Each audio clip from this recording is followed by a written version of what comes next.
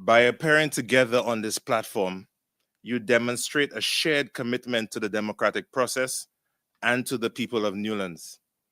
Your presence signals your readiness to address the pressing issues raised by the community through a recent chamber survey, which has helped shape the questions we'll be asking tonight. While time won't allow us to cover every question submitted, we will do our best to focus on topics identified as most important to voters in the Cayman Islands and Newlands. When the Chamber was founded in 1965, it was built on the principles of supporting, promoting, and protecting the interests of our members and the wider community. Remaining strictly nonpartisan, we have proudly hosted these candidate forums every election year since 1988. We've provided a neutral platform for 9 elections, allowing voters to hear directly from those seeking public office and helping our community make informed decisions on election day. The questions for tonight's forum have been carefully developed based on past and current chamber surveys, our 3-year advocacy agenda, and submissions from the public in various constituencies. No candidate has received these questions in advance, ensuring a fair and open discussion. As an organization committed to supporting a strong and sustainable Cayman, the Chamber's advocacy efforts focus on 3 key pillars: building a future-ready workforce, sustaining economic success, and advancing quality of life. The newly elected Chamber Council believes that these pillars are fundamental to the continued growth and prosperity of our islands. Looking ahead, the Chamber intends to collaborate with the incoming government to develop a government accountability scorecard, ensuring accountability and transparency. Additionally, we will seek representation on key government boards and authorities, as we believe our members bring valuable expertise that can help shape effective policies and initiatives. These forums require months of coordination, and I'd like to acknowledge the tremendous efforts of Will and the Chamber staff who have worked diligently behind the scenes. I'd also like to express our gratitude to Ashley Furniture and Home Store, Foster's, CUC, and Logic for their generous sponsorships, which have made these forums possible. Additionally, we appreciate our media partners, Cayman Mall Road, Cayman Live TV, and ICCI FM for broadcasting tonight's event. We are live streaming the forums, making it easier than ever for voters to tune in from the comfort of their homes. We hope this added accessibility encourages even greater participation in the democratic process. And now, it's time to begin. I'll turn the proceedings over to Will Panu, CEO of the Chamber of Commerce, who will serve as tonight's moderator. Will outline the forum's rules and introduce our Newlands candidates. Good evening, gentlemen. The rules for tonight's forum are as follows. Each candidate will be asked 12 questions. You'll have 2 minutes to elaborate on each question if you choose to do so. I will notify you when the time has elapsed with a ring, and then we'll move on to the next candidate. Each candidate will be allowed to answer the question without interruption and is free to differ with an opinion or position of a fellow candidate during your allotted response time. We're asking candidates to be solely with the issues, and at the conclusion of the forum, each candidate will be allowed 2.5 minutes to deliver a closing statement. And now I'd like to introduce the candidates for Newlands. They were all selected randomly, so the first person to select their seat was G. Wayne Panton. He's the Caymanian Community Party candidate for Newlands. He's a former Premier and current Member of Parliament for Newlands.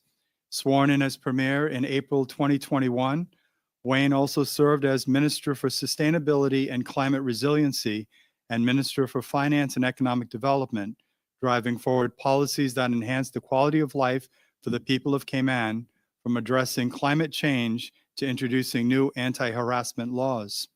An attorney by profession, Wayne was first elected as the member for Bodden Town, from 2013 to 2017, during which he also served as Minister for Financial Services, Commerce, and Environment. He put in place much-needed environmental protections with the National Conservation Law at the time and now Act. Wayne and his wife Jane are the founders of the Alex Panton Foundation. This not-for-profit organization raises awareness about mental illnesses affecting children and young adults in the Cayman Islands. The foundation was established in memory of the couple's son, Alex, who succumbed to the effects of severe depression at the age of 16. A true son of Newlands, Wayne was raised in and lives in the community, serving the residents of Newlands, Savannah, regardless of his political status. For 13 years, he has run his community office as the hub for various community initiatives, including the renovation of 5 Newlands Savannah community parks and the implementation of a new traffic calming measures. As a founding member of the Caymanian Community Party, Wayne supports the party's shared vision of community-led leadership and its strong values of good governance, integrity, accountability, and sustainability. Welcome, Wayne. Welcome. Thank you. Our next candidate is Alva Saku. He's the People's Progressive Movement candidate for Newlands. As former MP and deputy opposition leader, he brings proven leadership with tangible results to Newlands. His record speaks volumes, securing critical flood control infrastructure, championing constitutional reforms, and delivering neighborhood security enhancements. During COVID-19, Alva demonstrated practical leadership by providing laptops to children and coordinating community support. His commitment to service continued as he pursued a law education while serving in Parliament. Born and raised in Cayman, Alva combines technological expertise with legal knowledge and public service experience. His vision for Newlands focuses on reducing household expenses, modernizing infrastructure, and expanding opportunities for Caymanians. With PPM's unified team behind him, Alva offers Newlands the experienced representation it deserves, someone who has delivered before and stands ready to put proven leadership back to work for Caymanian families. Welcome, Alva. Thank you. Raul Gonzalez Jr. is an independent candidate for Newlands. He's the first of 4 children born to the union of Nora and Raul Gonzalez. He was born and raised in Grand Cayman. He belonged to a family that upheld Christian values and love radiated amongst them. In pursuit of a good education, Raul attended Triple C School and John Gray High School. He has spent his entire adult life as an entrepreneur. He is not afraid of trying new business ventures. He is guided by the quote, "If you have never tried, you will never know." Raul is a family man who takes pride in ensuring that his wife, children, siblings, and other family members, employees, and friends are comfortable and happy. He enjoys water sports, cycling, cooking, and board games. He loves to share and assist where possible. These qualities are aligned with the fact that he is a devout Christian and a member of the Cayman Islands Baptist Church. Raul is not a career politician, but rather a humble, hardworking husband, father, brother, uncle, and friend who is deeply committed to bringing about change in his community. He aspires to become the voice for the voiceless within his community and share his love and compassion for his country and fellow Caymanians. Welcome, Raul. Welcome, gentlemen. And at this time, we're going to take a short commercial break. And when we return, we begin the first of 12 questions. Stay with us. When you run your own business, you have a career as an accountant, stock taker, delivery driver, therapist, legal expert, mother, father, and the rest. But there's one area you don't need to be an expert in. At Brava, we take the complexity out of your business solutions. We keep it simple, so you can get along with doing what you do. Brava, the Simplify My Business company.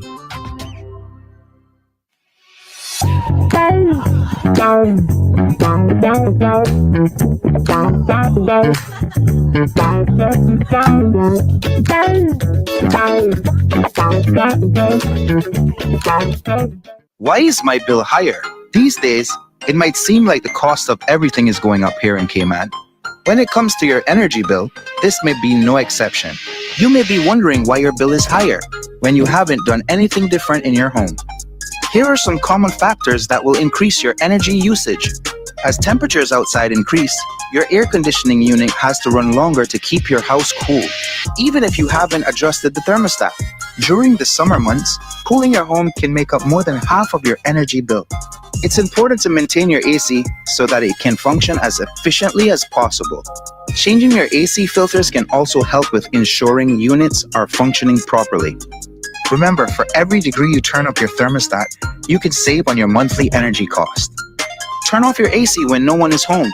Thermostat should not be set any lower than 78 degrees.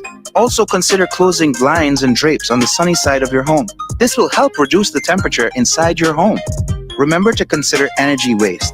Think about the items in your home that are using energy, like gaming computers and ceiling fans. Always unplug and turn these items off when they are not in use or needed. This will help you conserve. Now that you have some energy saving tips, you can track your consumption daily on MyCUC. Learn more at www.cuc-cayman.com.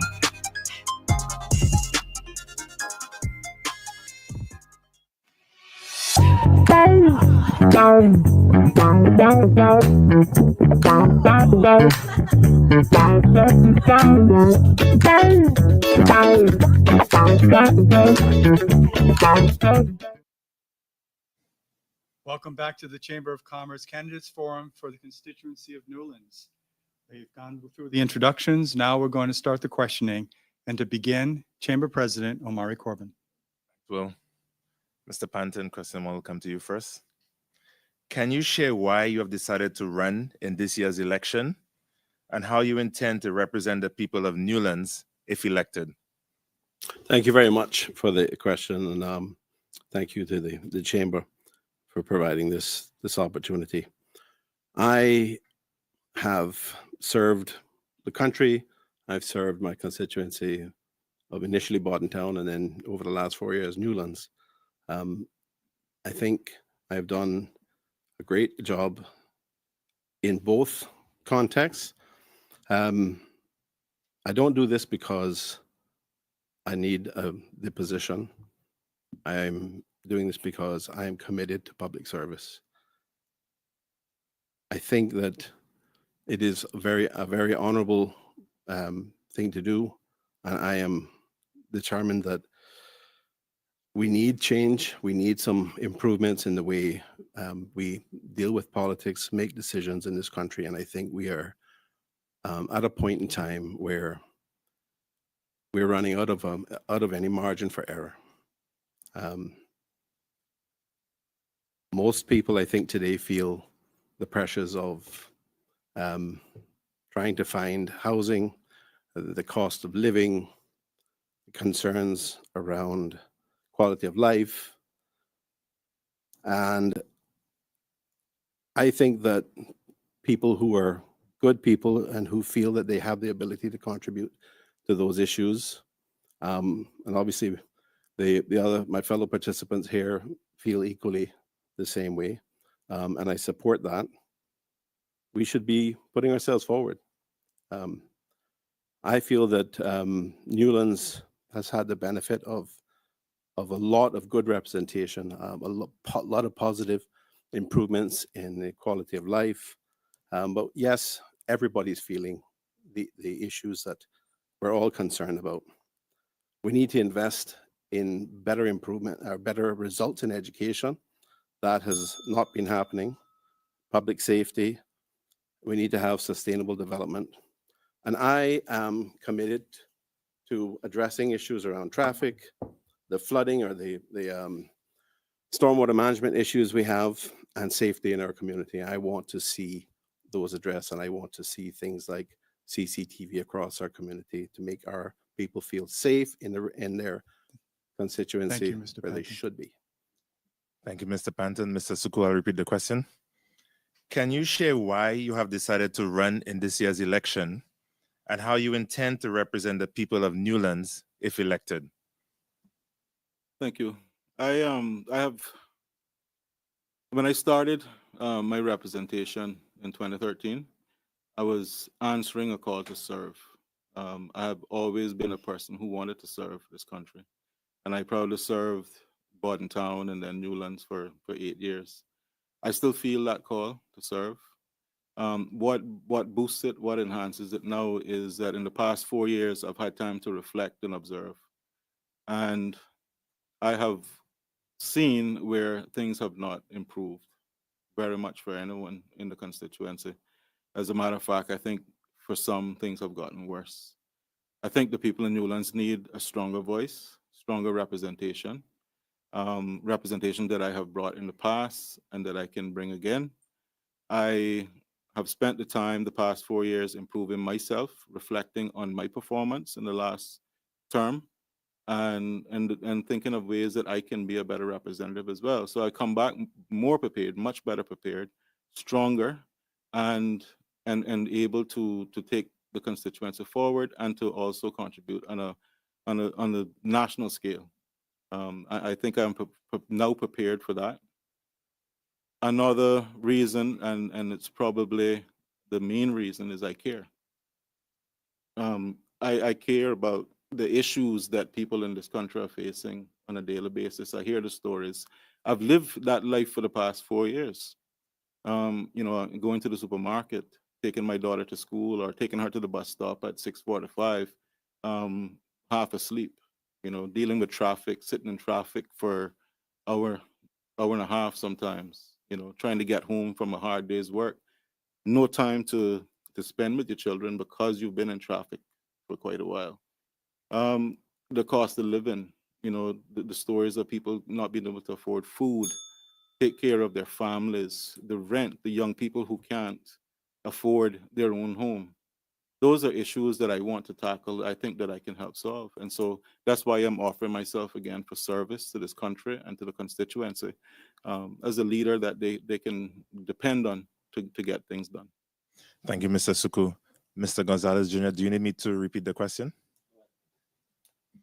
Can you share why you have decided to run in this year's election and how you intend to represent the people of Newlands if elected? Thank you for the question. I decided to run.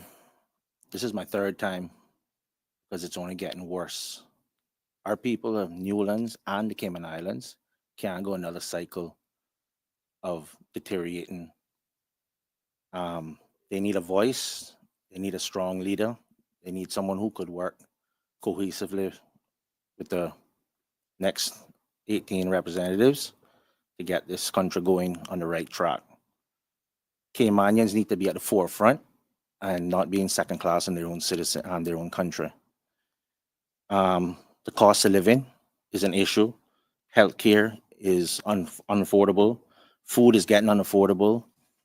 Housing is unaffordable. Education system is struggling. Employment for Caymanians is a problem. Just to name a few. Infrastructure, quality way of life.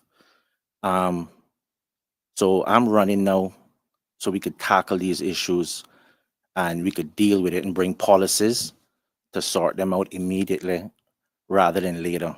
The Caymanians can't afford living the way they're living. They're losing their homes. They go to school, they come back and they can't get employed in their own country. They're leaving their country because they can't live a sustainable life in their country. That's a problem. They can't afford groceries and the infrastructure, the traffic, they can't have a quality of life. And all these issues never just came 2 years ago or 3 years ago. It's just been compiled and compiled for decades now. So it's time for change. It's time to break the cycle. It is time to get action going, that the Caymanians are at the forefront and at first in everything that we do. Thank you. Thank you, Mr. Gonzalez Jr. All right, so I'll start the second round. I'll start with you, Mr. Suku. So the question is, what 3 national issues would you seek to address if elected?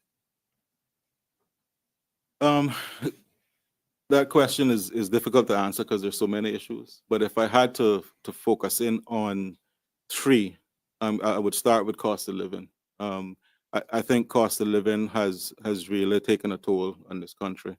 And as I alluded to earlier, a lot of people have been suffering. and need some relief. Housing, again, the is a part of cost of living. The immigration issues, the out of control immigration. We have to get a handle on immigration in this country. And education. Education, I think, needs an upgrade. It's not. I don't think it's meeting the needs currently of the young people. It's not doing justice to them. I'm a strong advocate for education, and I think education is the answer to most of our problems.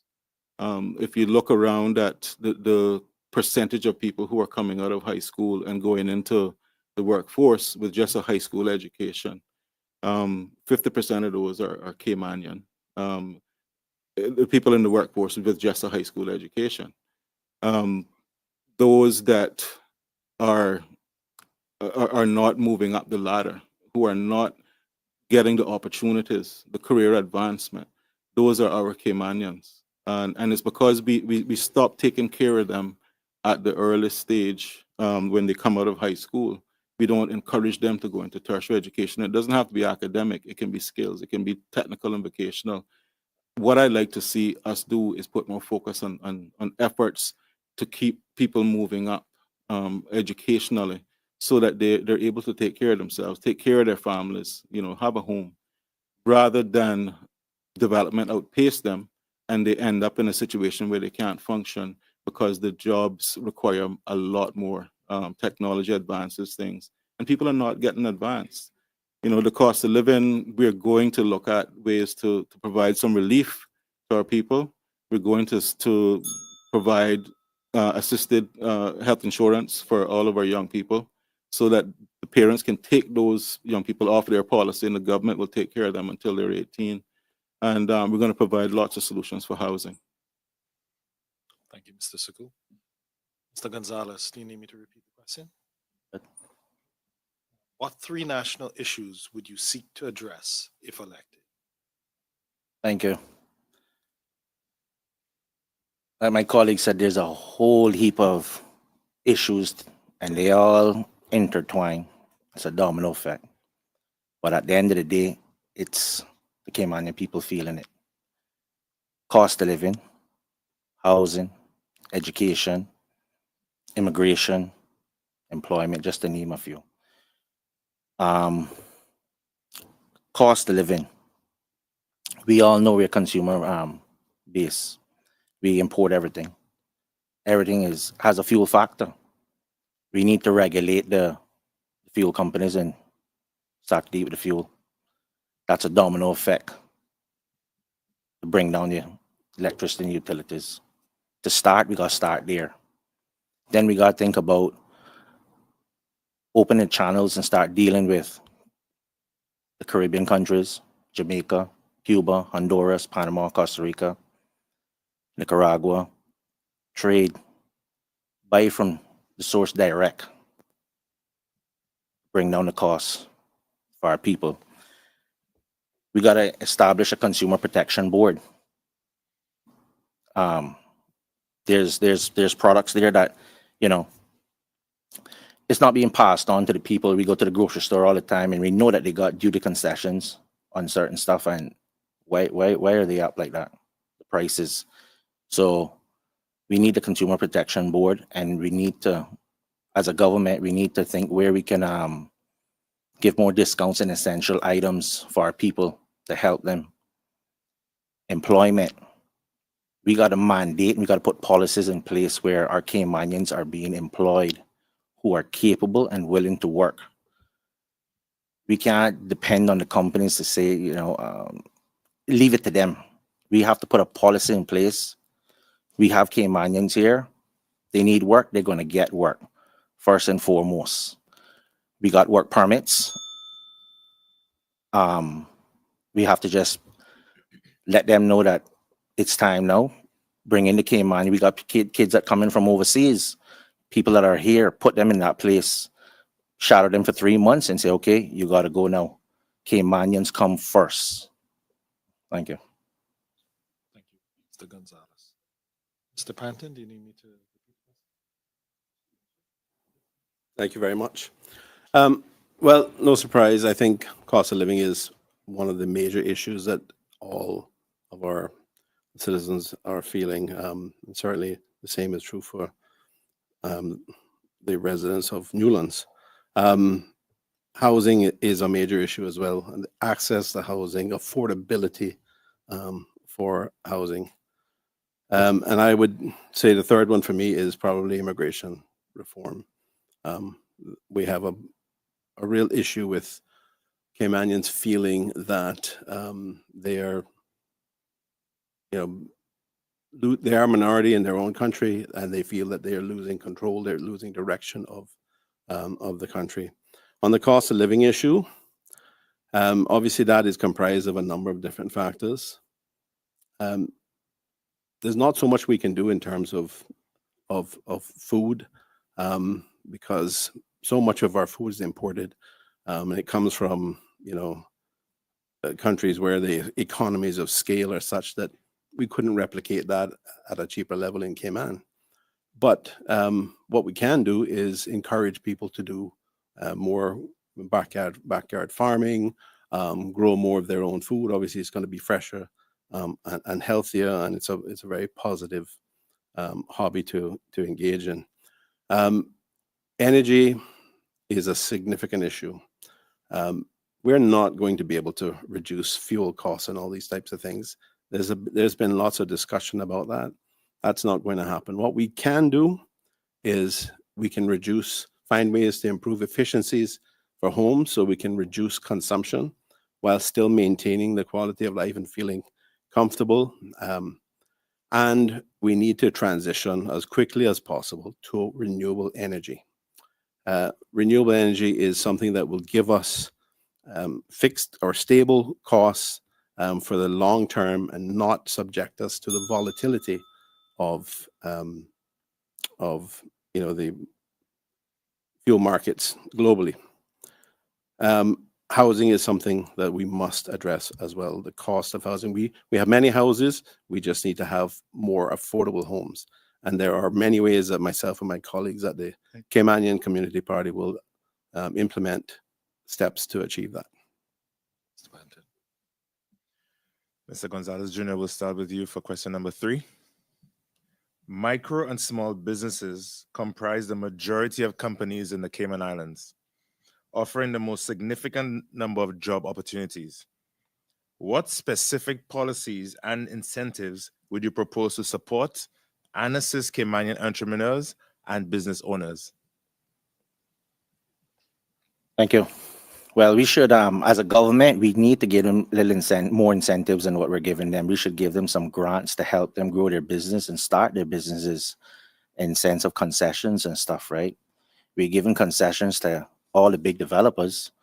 We need to stop that and focus on our small businesses and the people who want to attain a small business, the entrepreneurs. We should have programs in place to help them. Like I said, as a government, we should emphasize more offering them those incentives so they could be able to live a quality life and provide for their families and live a sustainable life in Cayman. Thank you. Thank you, Mr. Gonzalez Jr.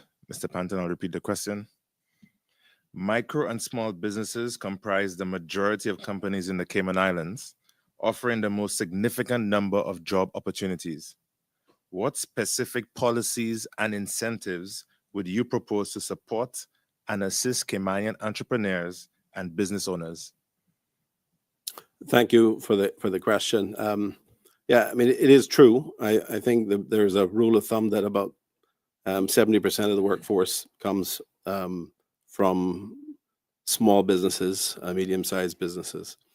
We have to support them. We have to provide assistance wherever we can. And I think that the government should provide, and I think at the moment there are certain incentives in place, but I think we can go further than that. We can, rather than just having $75 trade and business licenses, we can reduce the costs for businesses, for small businesses. We can also provide the types of concessions, as had been mentioned earlier, that would improve the viability of small businesses. They're already challenged in an environment like we have currently, we've had over the last 2 years, with high inflation, that has only been a bigger challenge for them. And we must continue to support them. And I would be in favor of granting concessions to small businesses and lowering costs wherever we can, giving them concessions, for example, on duty rates so that they can more effectively compete against overseas businesses who can deal with people in the country, consumers in the country, and ship in, at very little cost these days. So I think that is the kind of approach that we should be taking. They are a critically important part of the economy. Thank you, Mr. Panton. Mr. Suku, do you need me to repeat the question? Micro and small businesses comprise the majority of companies in the Cayman Islands, offering the most significant number of job opportunities. What specific policies and incentives would you propose to support and assist Caymanian entrepreneurs and business owners? Well, I think everyone agrees small businesses are the engine that drive this economy. They may not contribute a significant amount to our, well, they will contribute collectively, but not individually to our GDP, but they provide employment. They provide money going into the economy. They provide employment for our people. So they're very important. Not just concession-wise. I support giving concessions. As a matter of fact, I actually moved an amendment to the trade and business law at the time to exempt Caymanian artists, musicians, and people who were producing their own songs or artwork or whatever it was, so that they don't require a trade and business license.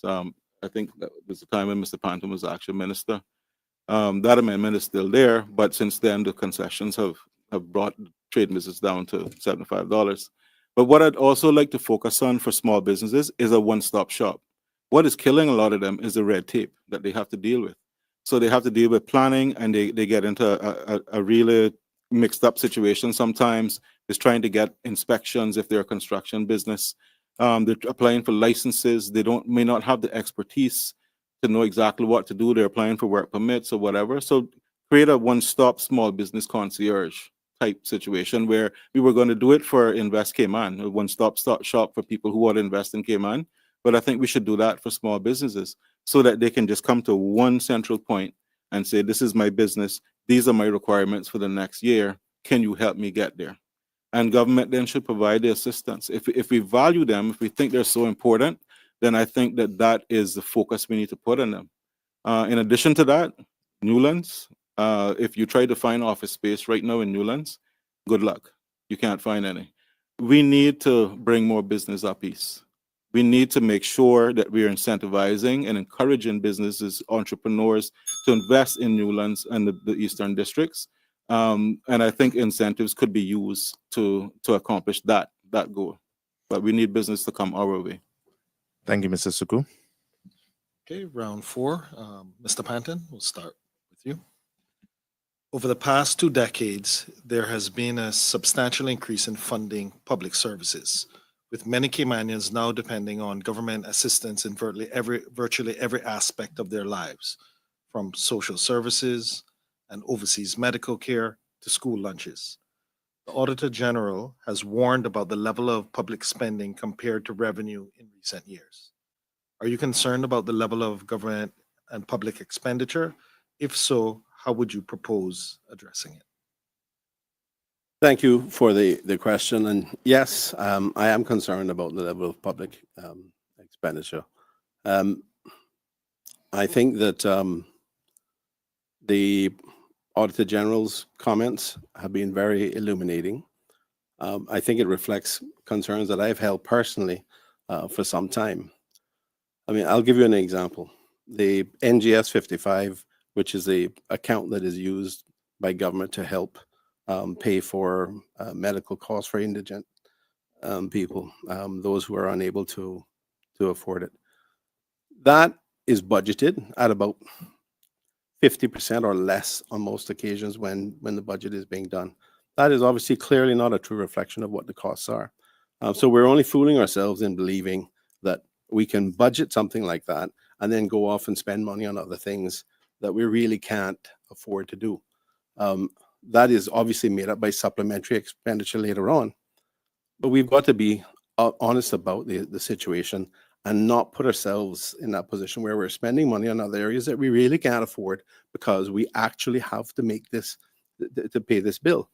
I don't think that we can avoid those types of scenarios where we will have people in our community, in our country, who need assistance, and we have to be there to assist them. We have to provide that safety net, but we can improve their health. We can try to create a more healthy population.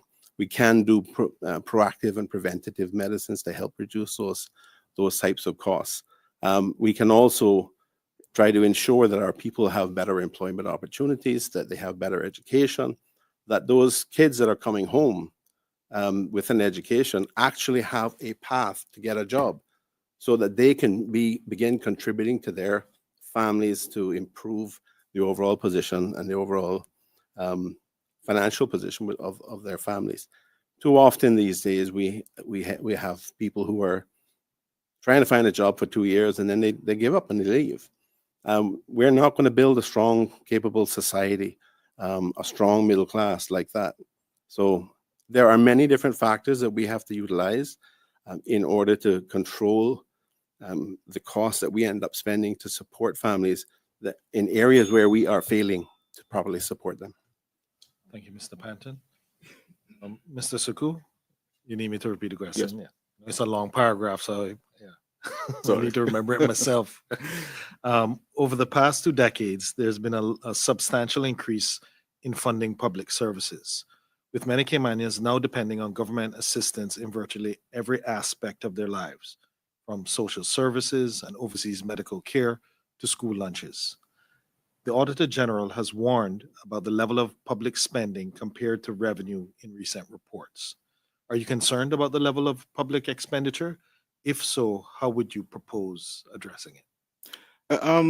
Thank you for the question. I am concerned about the level of public expenditure, but let me start by saying that I don't believe in policies that restrict people from getting the assistance they need. Now, that is quite different and apart from properly managing the people's money. So I think that a lot of the spending that has happened in the past 4 years has been a case of mismanagement. We tried to create a government out of individuals who were never aligned on policy. These individuals came together, formed a government, and then tried to run the country and to manage the country's finances. And I think the mistake there is that they didn't have a common goal. They didn't have a common purpose. So you ended up in some instances where there was a little horse trading. So if I want to build this, then you need to give me this. And there's bargaining within cabinet, within the caucus, individuals holding out for what they came to do, and the other individuals holding out for what they came to do. And the end result, well, if you spend this, I'm going to spend this. You spend this, I'll spend this. And it just goes out of control. The PPM, when they were in government, managed the country's finances tremendously better. And I'm not just saying that. I think some of the best economic performance we've had in recent years has been under the PPM administration. I intend to continue working with the PPM, working under the financial policies and guidelines that they have implemented over the years, because I find that they're fiscally responsible. They're very good at managing our finances. Now, we need to also look at prevention. When we talk about escalating healthcare costs, we need to be able to prevent people from getting that sick. And the only way to do that is to look at things like childhood obesity, diabetes. How do we prevent people from getting to that level where they need that expensive care?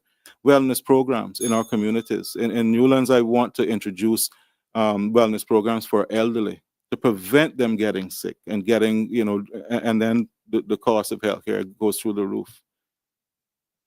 Thank you, Mr. Suku. Mr. Gonzalez, over the past 2 decades, there's been a substantial increase in the funding of public services, with many Caymanians now depending on government assistance in virtually every aspect of their lives, from social security to overseas medical care to school lunches. The Auditor General has warned about the level of spending compared to revenue in recent reports. Are you concerned about the level of public expenditure? If so, how would you propose addressing it? Thanks for the question. No surprise why the Caymanians, the expenditures to where it's at, right? And the Caymanians depending on that because, again, lack of employment, lack of education, healthcare, out of the roof, they can't afford it. They're working from an 8 to 5, trying to just survive. And it ain't sustainable in their country. So I support funding it.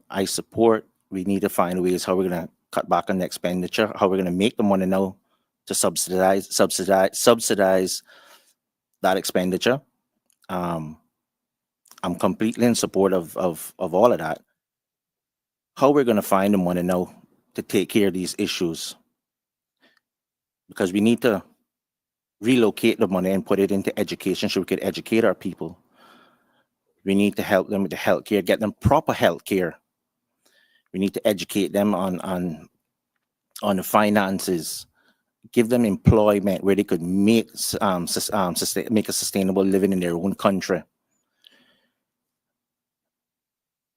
First and foremost, stop these concessions that we're giving to all the big developers. That money now we could take and invest into the country and the people. The expats that are here and working on contract, they should be taxed on their pay. They should be contributing more. They're coming here, they're making the money, sending it away. That money could help our people.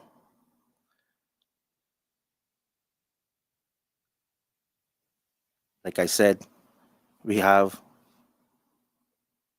a lot of unemployment Caymanians, and we have 40,000 work permits. That's a problem there. All right. Well, thank you, gentlemen. We've gone through the first 4 questions. There are plenty more to come. I'd ask everyone to stay tuned. We're going to take a short commercial break. Please stay tuned.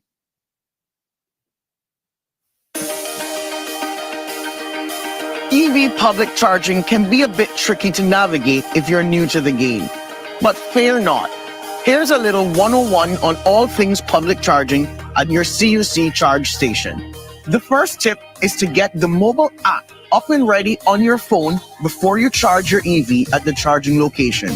You can scan the QR code to load the app from sitting in your car.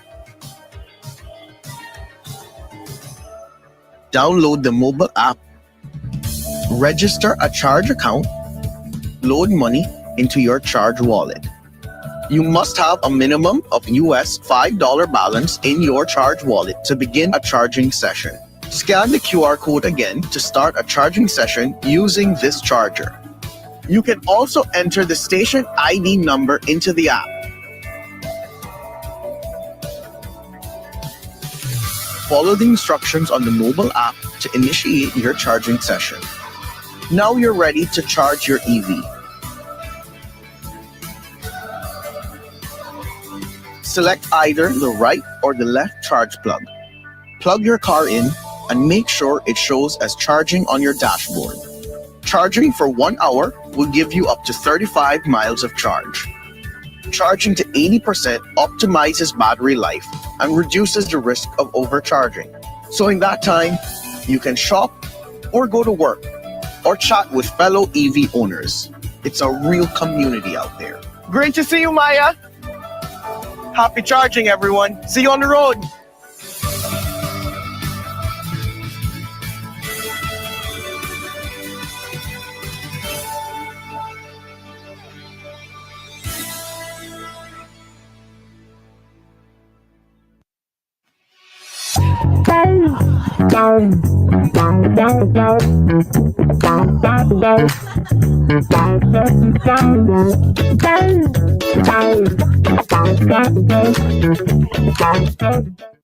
When you run your own business, you have a career as an accountant, stock taker, delivery driver, therapist, legal expert, mother, father, and the rest. But there's one area you don't need to be an expert in.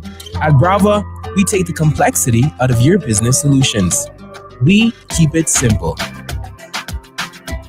so you can get along with doing what you do. Brava, the Simplify My Business company.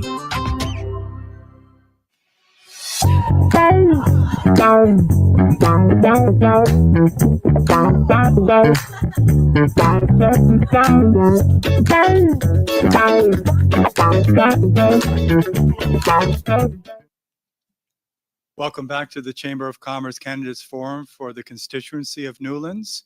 We've gone through the first 4 questions. Now we'll go on to 5th question, which deals with the National Conservation Council. Omari?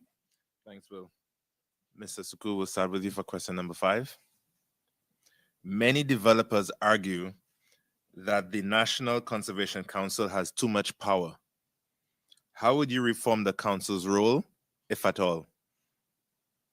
Well, I'll start off by saying that I supported the passing of the Conservation Act or law at the time. I voted for it. I also voted for some amendments to it. And I'll be very clear about that. So in my view, the spirit of the law is there, and I support it. We have to conserve. We have to believe in conservation, but we also have to live it. Extinction is forever. So it's not to be said that I don't believe in conservation. However, I do believe that it goes a bit far in certain instances where the delegation of powers to the DOE are concerned, and where the DOE, to an extent, can not follow the wishes of cabinet. Could create a and the council doesn't have to follow the wishes of cabinet. It could create a situation where we're creating a constitutional crisis for ourselves, because the cabinet is the ultimate authority in this country. And I think cabinet should have the right in certain instances to override when it sees fit. But I don't I don't know if we've done enough background research and looking at the law itself to see exactly what changes need to be made. So I am only talking about this from a cursory point of view and feedback given to me from individuals who have felt that they've been impacted by the act. My approach would be to look at the act in entirety, to have the legal experts take a look at it, and to see whether or not changes are really required at this point in time, but very cautiously, because while we want to keep our people happy, we want to keep development going, we also want to preserve for future generations. And I am basing my arguments here on feedback that's been given to me. I haven't been able to do my own research to determine whether or not that is the case. But I think that's where we would start looking to see where powers can be maybe reel in a bit, maybe if it's too overreaching, if it's hampering people getting things done sort of unnecessarily. So that's where I would start. But I wouldn't sit here and say that I would want to revamp the entire law. Thank you, Mr. Suku. Mr. Gonzalez, do you want to repeat the question? Many developers argue that the National Conservation Council has too much power. How would you reform the council's role, if at all? Thank you. Yes, I think they have too much power. I think the executive power should be at cabinet. And why I say this is because there has to be a balance. I agree in conservation. I agree, and we got to preserve land and so forth, right? But not on the expense of our people. The way it is now, as we can see, we are suffering on the eastern side. Road can't be built. Traffic is crazy. 5:30 in the morning, everybody got to get up to get to work, get their children to school. There's no quality life. We're existing, but we ain't living. And that is part of the problem. They're hindering development. The process is taking too long. So at the end of the day, I feel it needs to be reformed So we need to get together and get it reformed and tweak it. I'm not saying cut it out completely, no, but reform it. That's my take on that. Thank you, Mr. Gonzalez Jr. Mr. Panton, do you need me to repeat the question? No, thank you. I think people in this country can just look around and see the kinds of development, the pace of development, and they can arrive at a conclusion very easily that the premise that is being argued that the National Conservation Council has too much power is just completely and wholly inaccurate. If you look at the statistics, none of the statistics support any conclusion along those lines. I wouldn't reform the council's role at all. I think personally that the council's role needs to be strengthened a little bit. But I am not, sorry, let me just say, for clarity's sake, I am absolutely in favor of sustainable development, but not rampant development. Rampant development is what has caused a lot of the problems that we face today. The issues with traffic, the issues with impacts on quality of life, the failure for somebody to take responsibility for stormwater management. If you look at the comments that have come from the council to address so many of these issues, they are completely ignored. They're there. They're there for the public to see, but they have been ignored because too much, and not all, but too much of the developer body represents special interests who simply want to have their way. I mean, they want to come to government and demand, and they went to the PPM government, and they got year after year multiple significant concessions at a time when our GDP was growing well. Why was it needed? To guarantee the profits of certain developers? I want to see Caymanians who are trying to build homes for other Caymanians. I want to see them given concessions, not these mega developers who feel that they should be able to control everything that happens around them. As I said, the statistics do not support that at all. And I think the way they have approached it with the proposed amendments to the law has been driven by special interests, and they have gone ahead and made certain other changes, nothing against the individuals, but that again is just an attempt to cater to certain special interests. Thank you, Mr. Panton. Mr. Gonzalez, this next question will start with you. If offered a ministerial seat in the government, which specific portfolios would you choose to oversee? And what motivates your selection of these subjects? Additionally, how do you believe your expertise in these areas would benefit the people of the Cayman Islands? Thank you. Well, first of all, I ain't looking at a ministerial seat. I'm looking to be part of the government and work with them and learn. But if needs be, and I have to get a ministerial seat, I will accept it because the country needs me then. And I would take planning, infrastructure, agriculture. I would aim for that. Why I would take those or that ministerial seat is Mr. Ebanks is doing a very good job on that. Very good job. So I must say that first. But there's a lot of things left that could be added to.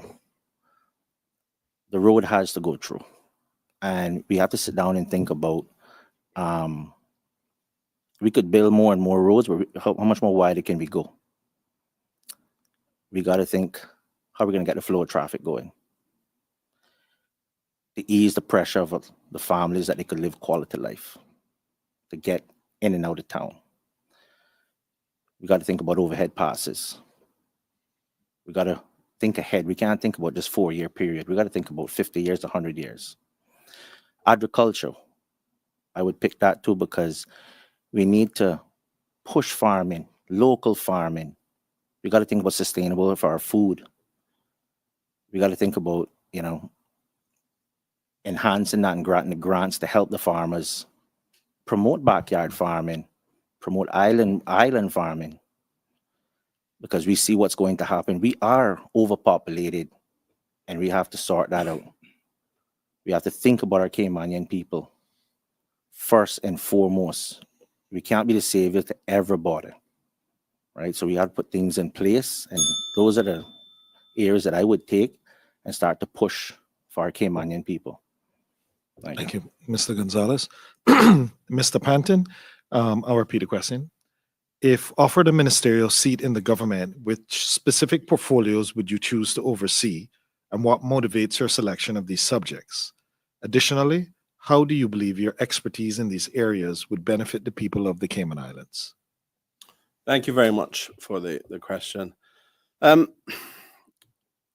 don't have a specific view on a particular ministerial position or portfolio.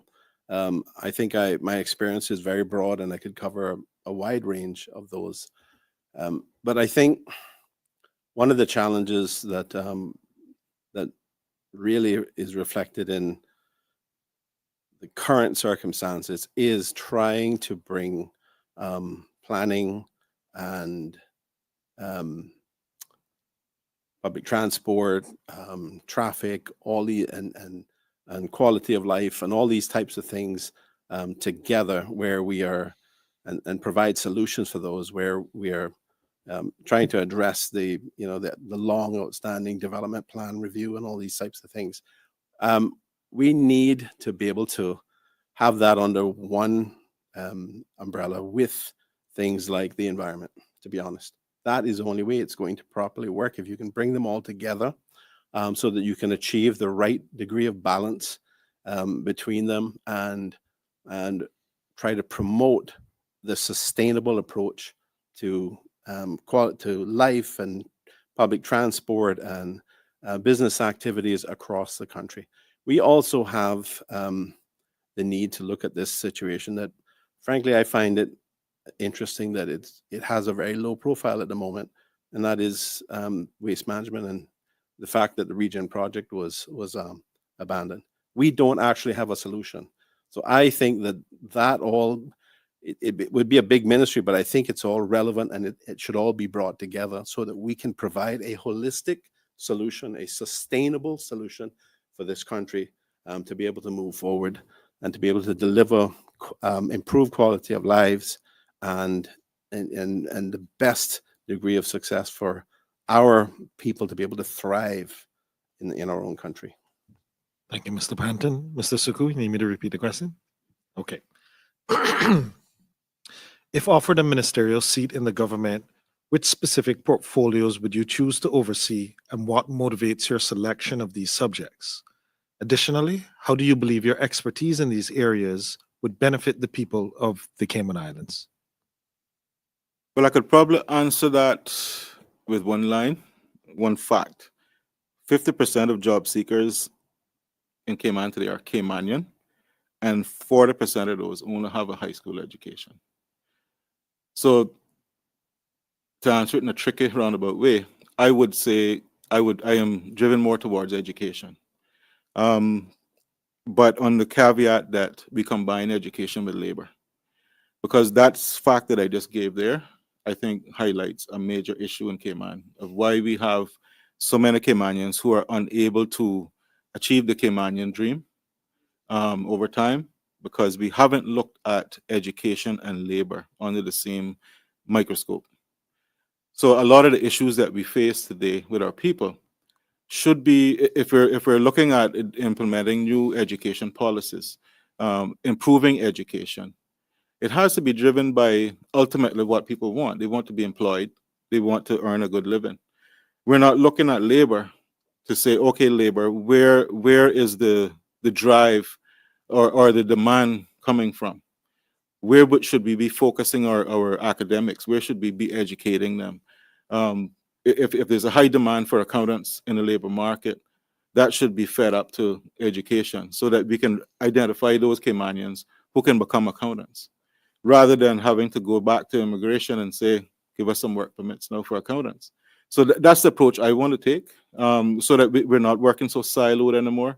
Marry labor and education together, and we'll make some smarter decisions. We should also target those areas where we grant the most work permits, target those with scholarships. Those are the opportunities. If we're importing 50 lawyers a year, let's train 50 Caymanian lawyers. Let's make sure they have the support. I wanted to do what I would like to call a pathways program, where when our kids come out of university, we follow them through their career. The government does. Where they need assistance, they retraining, upskilling, the government makes sure they get it. I would like to give free tertiary education to our young people up until at least age 25, 26. Then we can at least guarantee that they'll do a lot better than they're doing now. Thank you, Mr. Sugu. Mr. Panton, we're at number 7 and we'll start with you first. What is your view on introducing annual quotas for the number of permanent residency and Caymanian status grants to control the level of permanent immigration to the Cayman Islands? Could you just repeat that for me? No problem. What is your view on introducing annual quotas for the number of permanent residency and Caymanian status grants to control the level of permanent immigration to the Cayman Islands?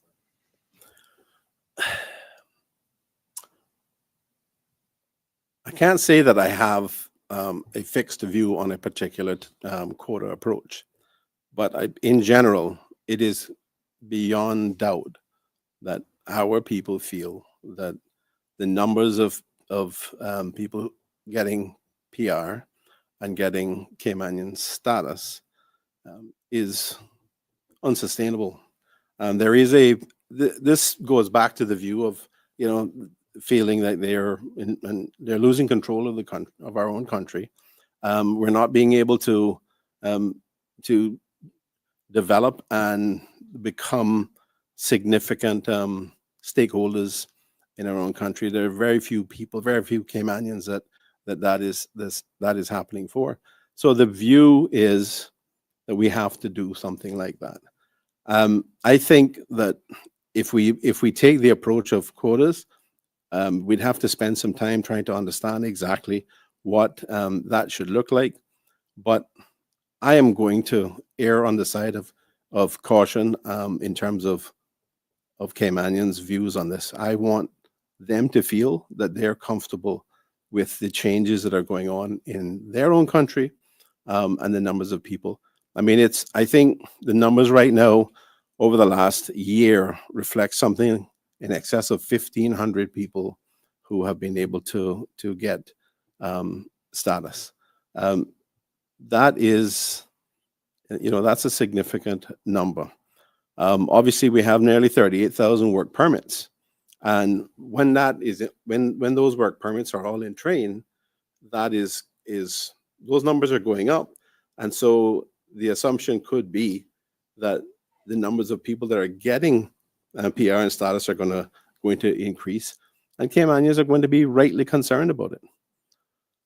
So while I don't have a specific idea on the quotas, I am prepared to work with the relevant stakeholders to understand where we should put a quota and how much it should be, because we need to make sure that our own people feel comfortable of what is happening in their own country. Thank you, Mr. Panton. Mr. Suku, I'll repeat the question. What is your view on introducing annual quotas for the number of permanent residency and Caymanian status grants to control the level of permanent immigration to the Cayman Islands?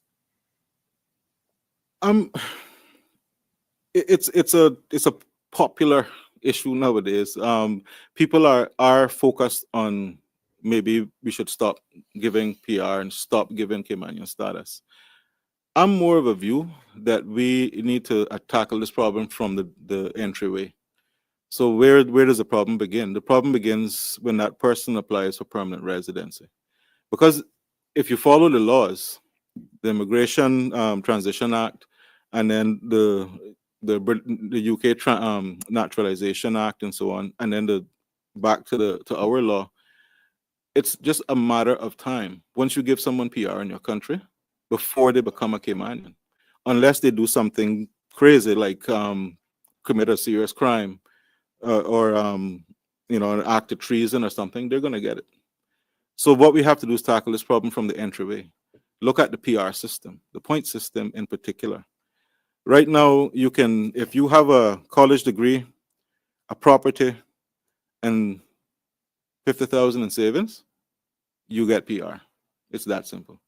You have to try very hard not to get it at that point because of the way the point system is designed. What I'd like to see is we take away some of those financial elements carefully, because you don't want to be granting PR to people who are going to become a burden on the state later on.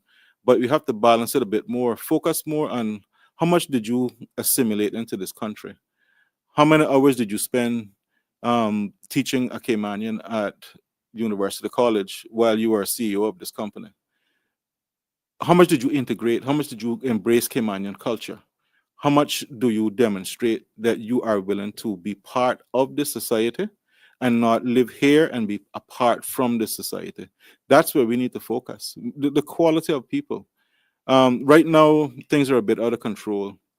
And we saw recently what happened when there's a huge backlog because of the failures of the point system, where you have, you had thousands of people waiting for decisions. I think we need to really spend some time redesigning that point system and focusing on what our priorities are for who we want to come into this country and to remain here and to become Caymanian. Thank you, Mr. Suku. Mr. Gonzalez Jr., do you need me to repeat the question? Please. What is your view on introducing annual quotas for the number of permanent residency and Caymanian status grants to control the level of permanent immigration to the Cayman Islands? Thank you. Again, that's why the Caymanians are suffering the way they are, right? Because of the overburden of all the PRs and status grants that are happening, and it's taking a burden on our infrastructure, schools, hospitals, employment, you name it. So for me right now, I think we need to have a pause button when it comes to that. A moratorium needs to be put in place for right now so we could assess and reform that whole process to how they are attaining that. Caymanians are second in their country, and that cannot work no longer. Caymanians need to be at the forefront. They need to be sitting at the table. We need to focus our energy, all our energy, all our resources on our people, educate them, get them employed, get them into the jobs where they can make a decent living, where they could be living a sustainable life in their country, providing for their families, where they could get houses. Because of all of these PRs and statuses, and it's so easy for them to attain it, right? And then it's a domino effect. They take away the jobs, housing prices gone up, land gone up. There's only so much land that we have in Cayman, right? And we have 30,000 strong Caymanians, right? We have to preserve our land for our people, that they have a chance. So as much as we love the world and we want to help everybody, and we're a loving nation, a Christian nation, our people come first. Once we get our people and the jobs and get the education system sorted out, and the healthcare and the housing and all of that sorted out, then we could start letting people in. But for right now, we are minorities in our own country. And if it continues like this, we know where we're at. There's no jobs. Housing's a problem. Pensions a problem. Healthcare is a problem. We need to sort this out. There's no hope for Caymanians. So we need action now. Thank you. Thank you, Mr. Gonzalez Jr. All right, this is question 8. I'll start with you, Mr. Suku. If you could introduce one measure to reduce the cost of living in the Cayman Islands, what would that be? One measure to reduce the cost of living, and I have to stop and think about what impacts us the most, what element of cost of living. There's so many, but I would have to say the health care, health insurance. It is astronomical right now. What we have to do is find ways to reduce that ongoing burden, because it's mandatory by law. You are required to have health insurance. You're required to pay it every month. So how do we reduce that? And what the PPM proposes to do is that we're going to introduce a plan where we're going to cover all of our young people right up until age 18. So parents can then take those children off of their plan, and immediately the cost goes down, and government will supplement the requirement to have health insurance.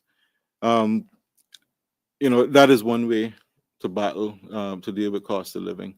Another thing that we need to look at is some sort of fair trade legislation. We do need to ensure that the prices that we're paying are fair. I'm not talking about price control, but I think in instances where individuals go too far with their prices and what they charge customers, there needs to be some government entity who can examine what they're charging, analyze their costs and their operating expenses, and say, well, no, you're ripping people off. We do need some form of protection there, consumer protection. I'm not of the mindset of that type of strict control where price control and so on, but a watchdog to make sure that people are being fair in their business practices. I think that is one of the things that we can do as well. We've talked about the cost of fuel. Fuel filters down into everything. Every supermarket, every gas station starting there, but operating a business, you're paying CUC for electricity, and fuel goes into that. So I do agree we need to get off fossil fuels. I think we need to get on renewables. It won't be an immediate reduction because that technology is expensive and it has to pay for itself. But over time, we can, with the amount of sunlight that we receive every day, I think transition over, reduce the cost of electricity, get off the fossil fuels, save the environment, for one. And I think that would be a point when, if we're doing those two things or three things, we would actually be helping people save, have more disposable income when they go to the supermarket, and have money to save. A lot of people can't even save right now. Thank you, Mr. Suku. Mr. Gonzalez, if you could introduce one measure to reduce the cost of living in the Cayman Islands, what would that be? Thank you. Fuel is the number one. Everything is being imported. It is a fuel factor on everything. We need to regulate that. We know what our CUC bills are. They're like another mortgage. And the boat sailed and we missed the boat on that one, right? It was where that contract came up for discussion, and we didn't let CUC know. So you know what happened now? We're renewed. That contract has been renewed. It's going to be renewed, and we're under that again for 20 years, right? So we're going to be a modern day slavery, the Cayman people, because of that CUC contract. We have to regulate the insurance companies. The insurance rates are outrageous. That needs to be reformed. We need to sit down with the banks and put some measures in place. They need to be regulated also too, because to attain a home, the interest rates, I don't know, I can't understand why are we tied to the US. We are KYD, not US, right? That needs to be looked into. And every month, there's a new tax we're getting for some sort on our accounts. The people can't take no more. Between the utilities, the insurances, the grocery stores, like I say, we have to have trade with these other Caribbean countries and South and Central America. We have to go straight to the source, right? To bring down the cost of living. A measure I would also love to introduce to our people is your voter's ID card, right? It's only used once every 4 years. Have it as a discount card, 5 to 10% in every store, so people get money back into their pockets, like a Chambers card. Thank you. Mr. Gonzalez. Mr. Panton, do you need me to repeat the question? Okay. If you could introduce one measure to reduce the cost of living in the Cayman Islands, what would that be? I think, well, we've heard lots of responses on that one measure, but I think one of the probably most important things to do is for us to reduce that CUC mortgage payment that people talk about. If we can include in our planning laws the requirement to make houses more efficient, I know it will raise the cost of building a house of a given size.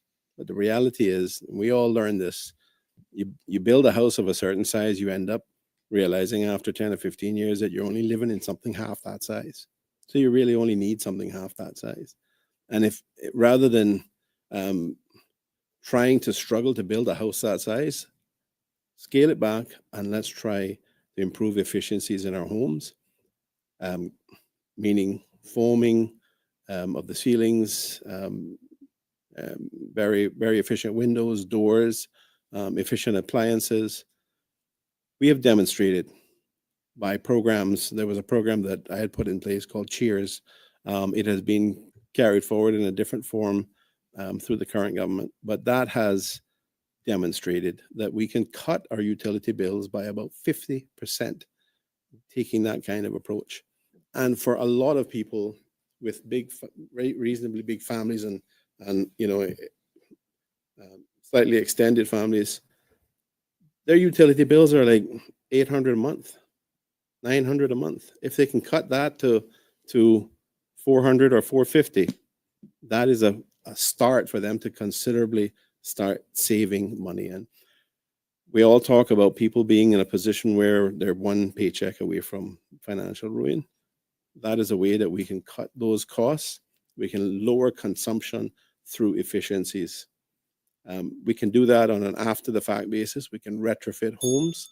But if we can encourage our young people today who are trying to build homes, try to build them as efficient as possible, because it is the best money you can spend that will help you save money in the long run. That's the approach I think we need to take, but the problem is convincing people to do it. Well, thank you, gentlemen. We've gone through 8 questions. We have 4 more to go. And with the next question, we're going to take a short commercial break. So please stay tuned.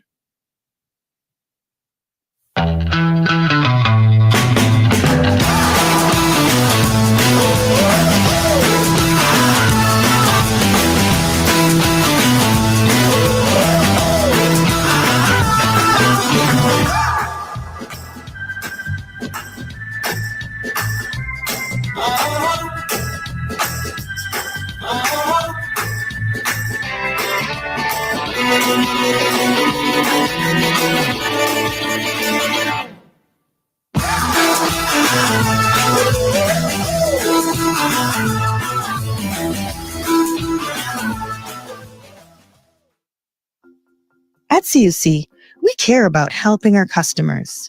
Here are some quick energy saving tips from CUC so you can use less energy and save money. Set your AC Smart thermostat to maintain an indoor temperature of 87 degrees Fahrenheit or higher when you are away from home, and have the temperature cool to a comfortable 78 degrees Fahrenheit or higher when you arrive home.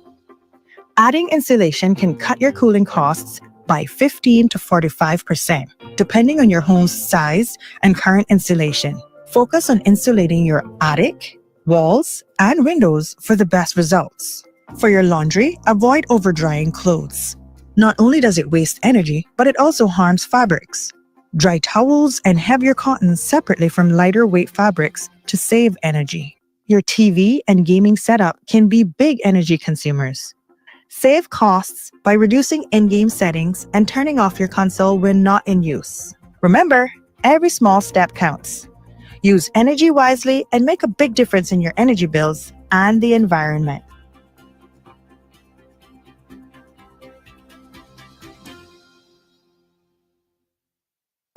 When you run your own business, you have a career as an accountant, stock taker, delivery driver, therapist, legal expert, mother, father, and the rest. But there's one area you don't need to be an expert in. At Brava, we take the complexity out of your business solutions. We keep it simple, so you can get along with doing what you do. Brava, the Simplify My Business company.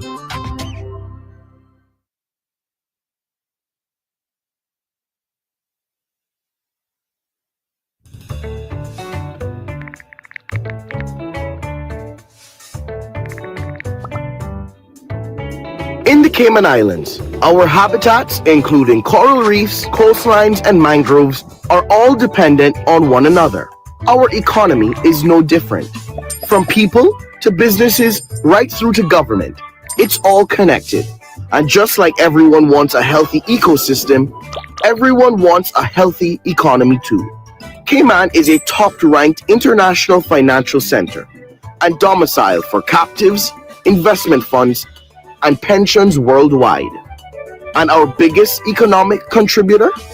Construction, you ask? Not quite. Tourism? Close.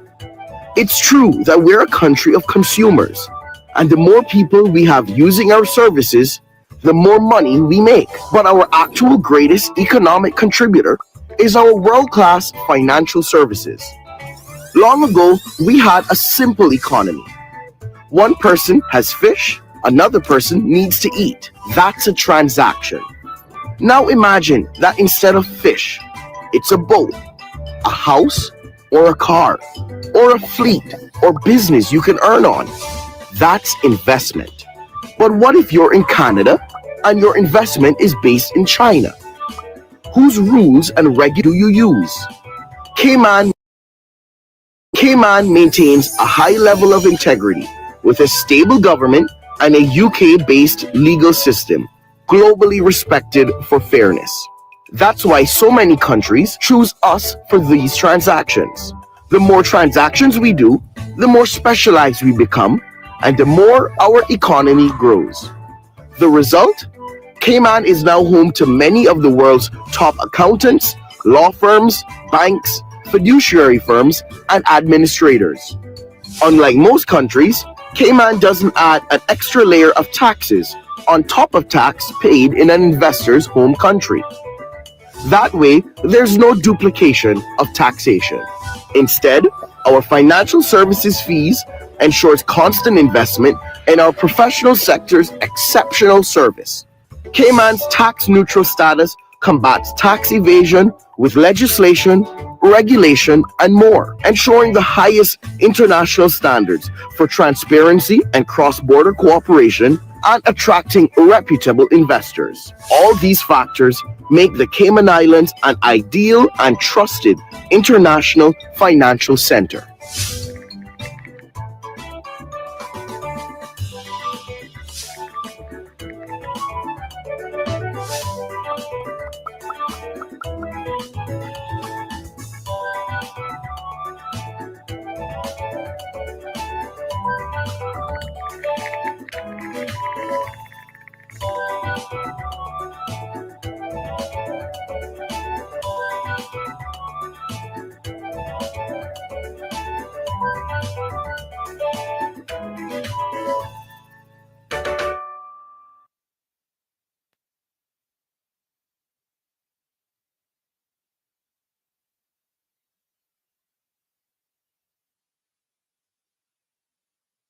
Round of 4 questions.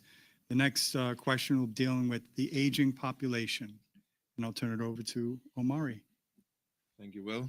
Mr. Gonzalez Jr., we'll start with you. This is question number 9. It is long, so I will read it twice. The Cayman Islands has a growing elderly population and relatively fewer young workers entering the workforce.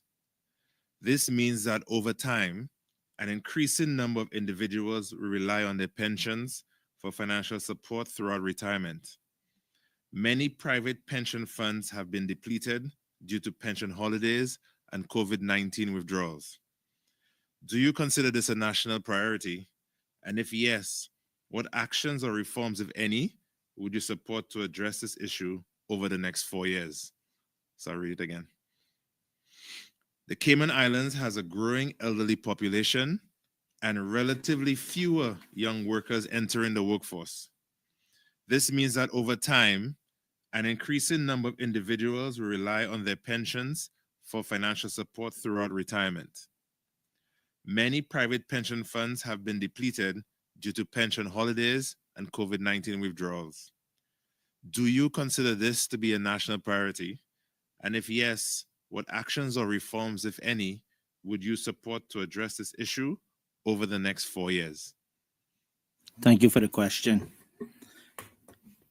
Pension is a problem, and that's another thing that's been kicking down the road from time it came into play. Pension is not working for the people of the Cayman Islands, right? Number one, you can't live off $1,000 a month or $1,500 a month with the cost of living the way it is.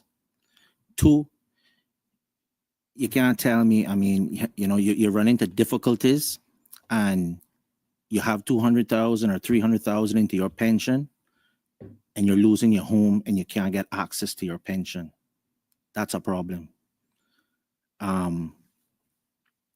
God bless Elio when they did the 30,000.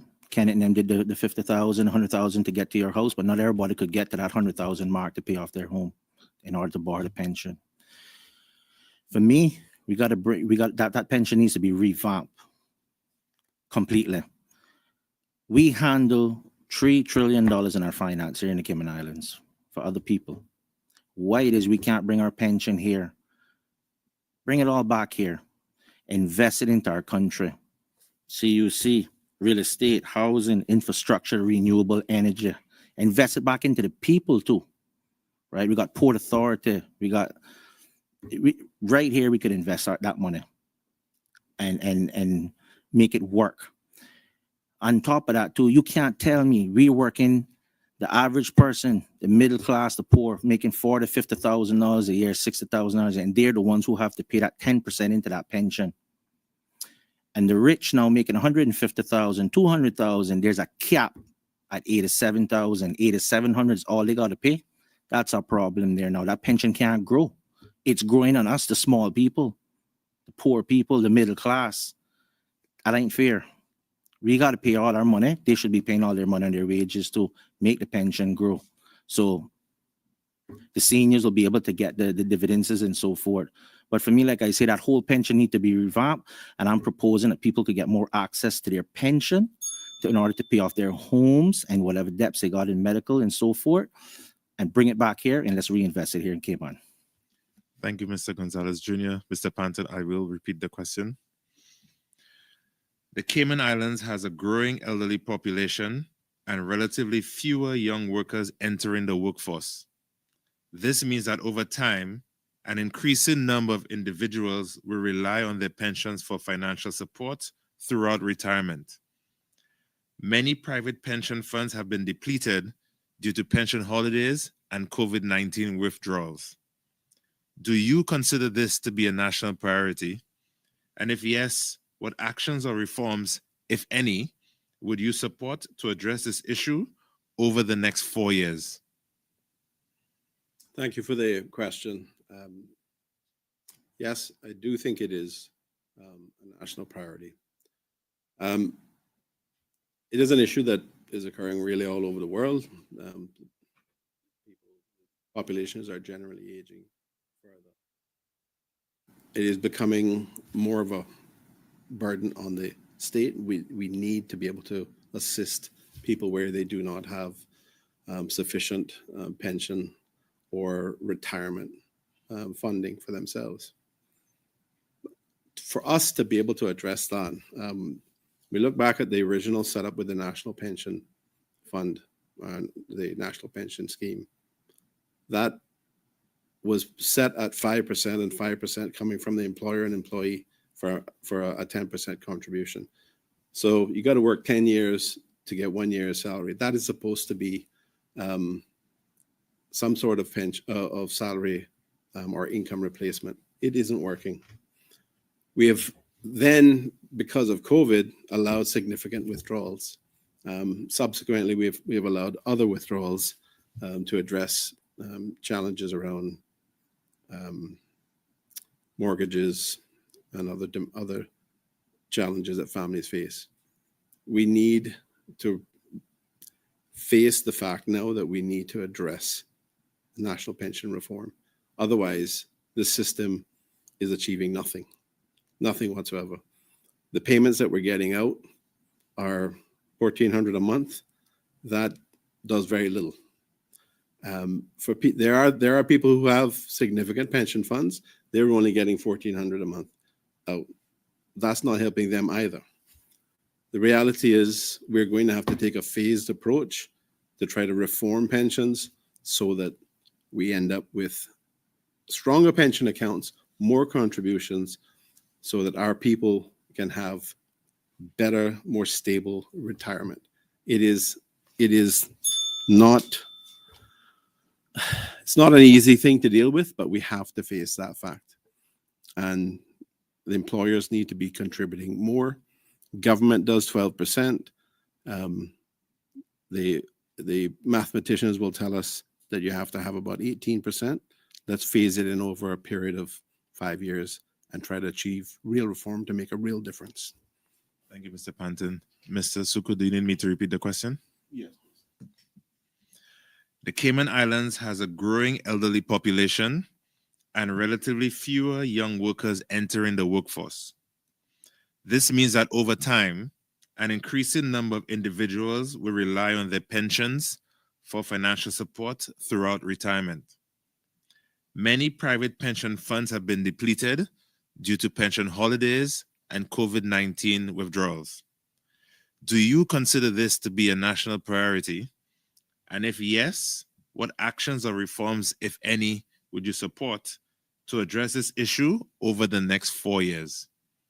Yeah, I don't just consider it a national priority, I consider it a national emergency. We're at the stage now where it's going to be detrimental for elderly in particular. It is already, because the pensions that they're living off of now are inadequate to keep them above the poverty line.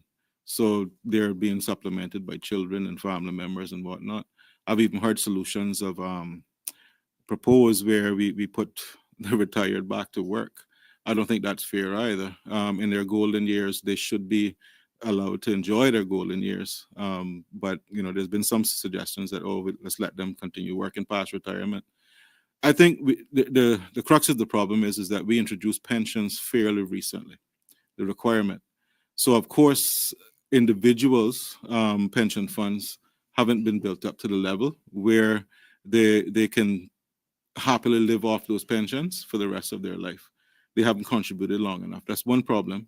I think the younger folks coming in, like my daughter, my oldest daughter, who's in her 20s, I won't say exactly how old, but she is contributing now. And over time, her contributions will add up. So depending on how things go with investments and so on, she may be okay with her pension.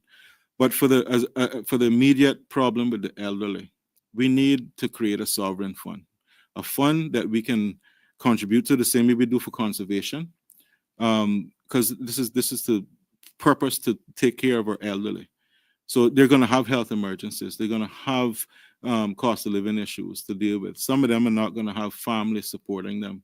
So let's create a sovereign fund that the government contributes to, maybe even private sector contributes to at least take care of that segment of our population for the rest of their natural lives. Coming behind them, the younger folks, I think will be more amenable to reform, because their income is going up each year, hopefully, as they move up the corporate ladder. And so it will balance out that they would be able to contribute more. But the immediate emergency is the elderly, and a sovereign fund, I think, is the only way that we can really tackle that quickly. Thank you, Mr. Suku. Thank you. And Mr. Panton, next question for you. I think Will plans it that the cruise question always ends up with the former director of tourism. Mr. Panton, what's your position on constructing a cruise berthing facility in Georgetown? And how do you weigh the environmental concerns versus the economic benefits and costs? Just repeat it for me one more time. Okay. What's your position on constructing a cruise berthing facility in Georgetown? And how do you weigh the environmental concerns against the economic benefits and costs? Right. Thank you for the question. My position, which is consistent with my colleagues in the Caymanian Community Party, is that we are not in favor of having a cruise berthing facility built in Georgetown Harbor. I think obviously there are tremendous environmental concerns. There's tremendous environmental costs. That has been highlighted by the environmental impact assessment that was done when the PPM government was proposing to do it back then. The economic benefits are somewhat in doubt today because we have people, regional economists, no less than someone like Marla Dukaran, who I think recently gave a contribution on the issue that indicates that the economic benefits may not be realistic, and we may not be on balance receiving the kinds of economic benefits that people sort of speculate about. One of the issues we have is that we do not have enough data in relation to it. And it is a real concern that we need to have a data-based approach to everything that we're doing in government. I think that if you're taking a sustainable approach to anything, you need to be able to understand whether it is worth the damage that's being done, whether the cost of it is justified by the outcomes that you are going to get from it. And I think our concern at the moment is that there is an insufficient indication of exactly what those benefits are likely to be and what the costs are likely to be and what the what benefits we're going to get overall from having a cruise berthing facility. It's possible that one could be done somewhere outside of Georgetown and the consequences could be less. That is something that we could discuss, but the feelings at this point, and I think talking to constituents, the view is that they're not in favor of a cruise facility in Georgetown. Thank you, Mr. Panton. Mr. Suku, I'll repeat the question. What is your position on constructing a cruise berthing facility in Georgetown, and how do you weigh the environmental concerns against the economic benefits and costs? Well, I'm going to take a different approach. We have a referendum April 30th. And one of the questions is going to be, essentially, do you want to stay in cruise tourism or not? That is a question that the people of this country are going to answer. So I can't sit here and say definitively that I would not support it or I would. I would have to be guided by the will of the people on that particular day. That being said, I was one of those individuals who opposed and supported the referendum effort to get the people to decide from years ago. And I had my concerns about dredging and all of those things. I don't think I need to go into detail. However, I always said that if there was a safe way where we wouldn't risk 7 Mile Beach, where we wouldn't risk our natural resources or environment, I would support it. Because I do see some benefit. We do have a lot of Caymanians employed in the cruise industry and who depend on it.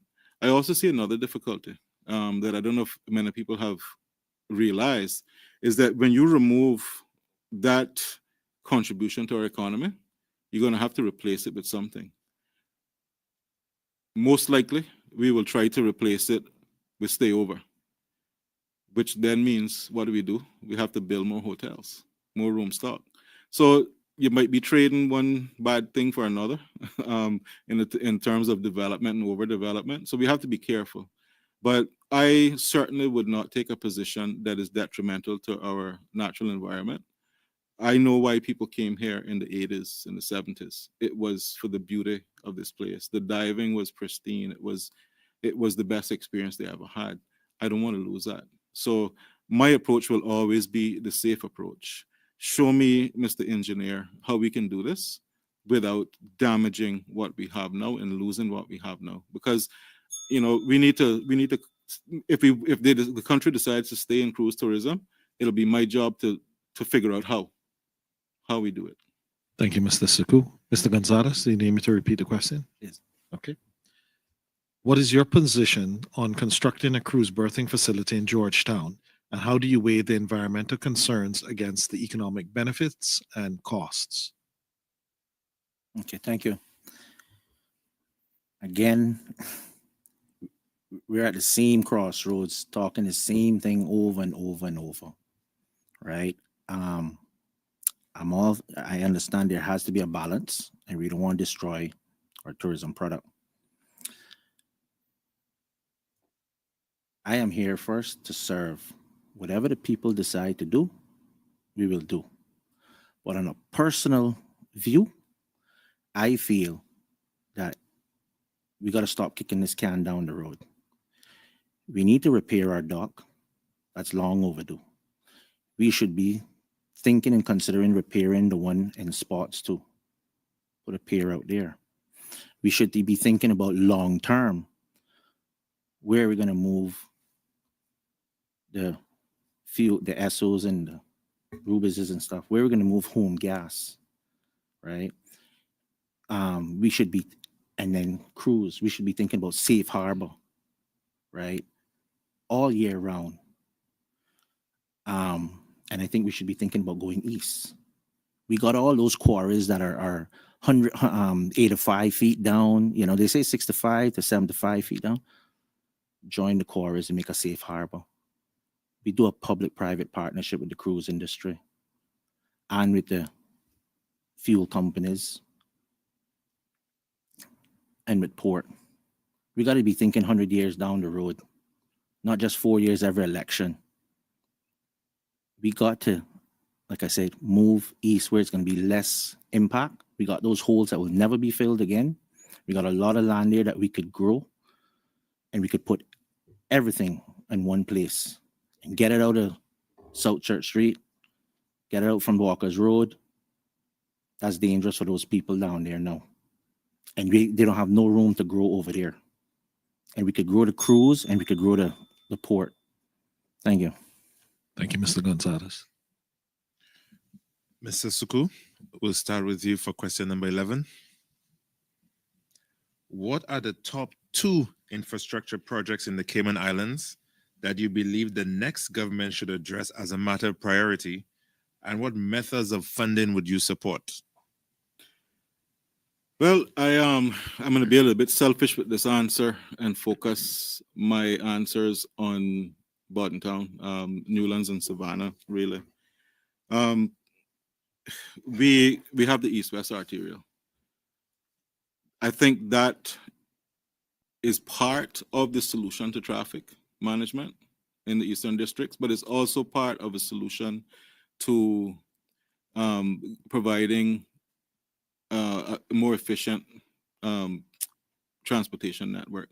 And I say that because if you ever traverse the existing Bordentown Road now, when there's an accident or a blockage, you're stuck for hours sometimes.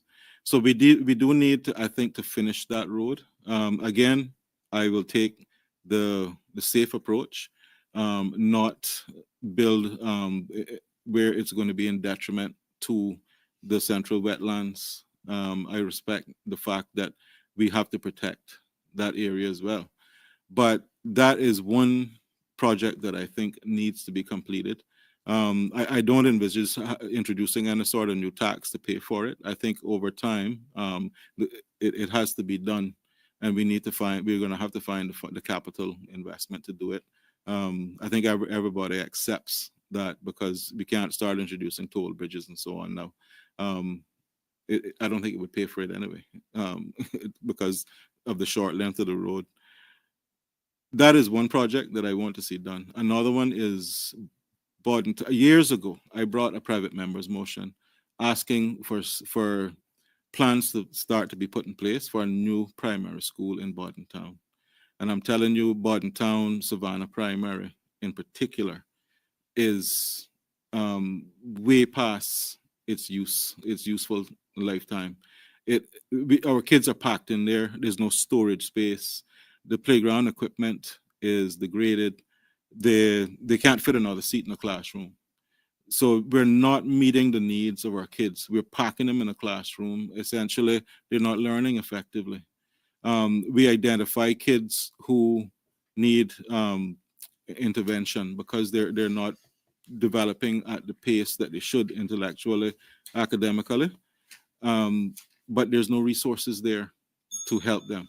So we need another primary school in Bordentown. We have fast outgrown the Savannah primary in particular, and we need to make that a priority for the Eastern districts. Thank you, Mr. Suku. Mr. Gonzalez Jr., I'll repeat the question. What are the top 2 infrastructure projects in the Cayman Islands that you believe the next government should address as a matter of priority? And what methods of funding would you support? Thank you. Like my colleagues said, I'm going to be a little bit biased here now for Newlands and the eastern side. The road is top priority. It is taking away quality of life from our Caymanians. That road needs to be done. And we need to have an alternative route. We only have one road in case there's any emergencies and so forth. So I would push to get that road done. Second of all, we're lacking a lot of stuff in Bordentown, the district of Bordentown. We knew that the schools are being overrun right now. They're overcrowded. The children have lunches between 3 different time periods because it just ain't enough room.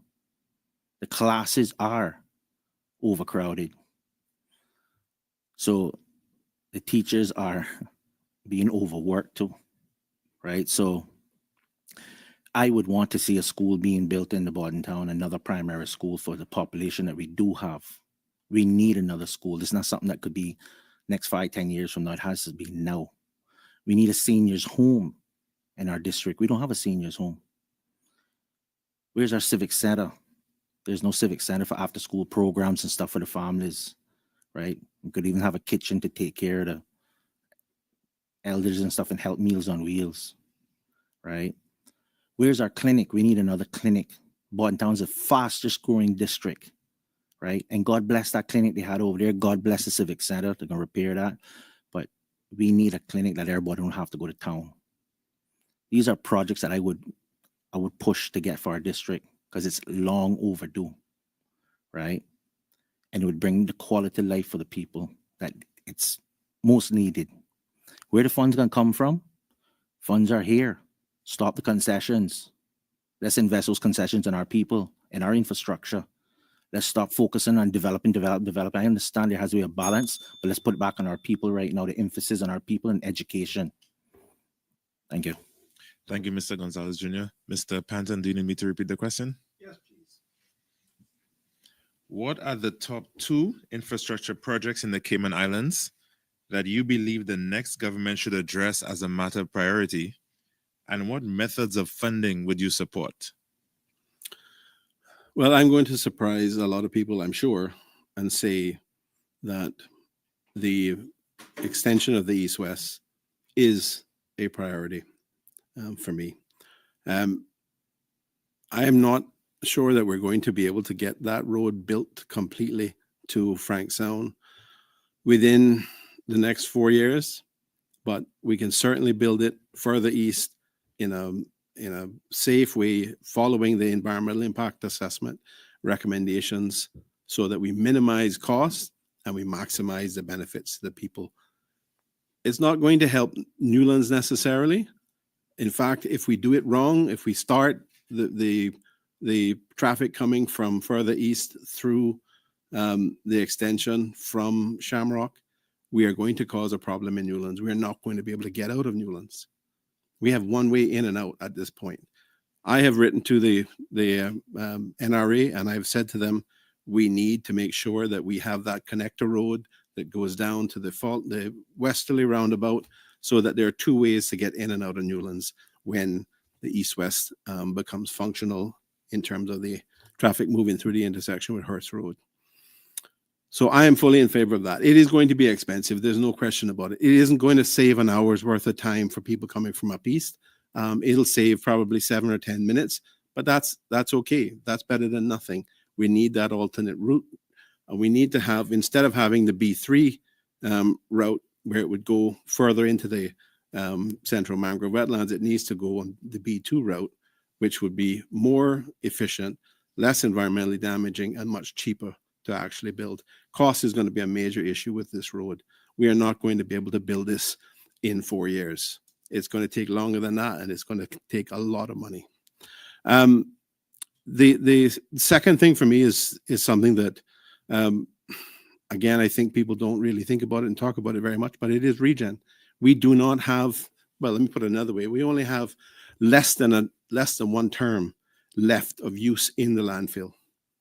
The PPM government signed an agreement in October 2020 and effectively gave control of the landfill in an agreement that is separate and apart from whether regen went ahead to the dark group. That to me gave away all the leverage, and we are in a position where we no longer have a functioning landfill in less than one term. That's going to destroy our quality of life. That's going to harm our residents, our people in Newlands all over this country. Thank you, Mr. Panton. Rounding out, coming home. So, Mr. Gonzalez, last question. It will be about public transport. So, what's your vision, Mr. Gonzalez, for public transportation in Grand Cayman? Thank you.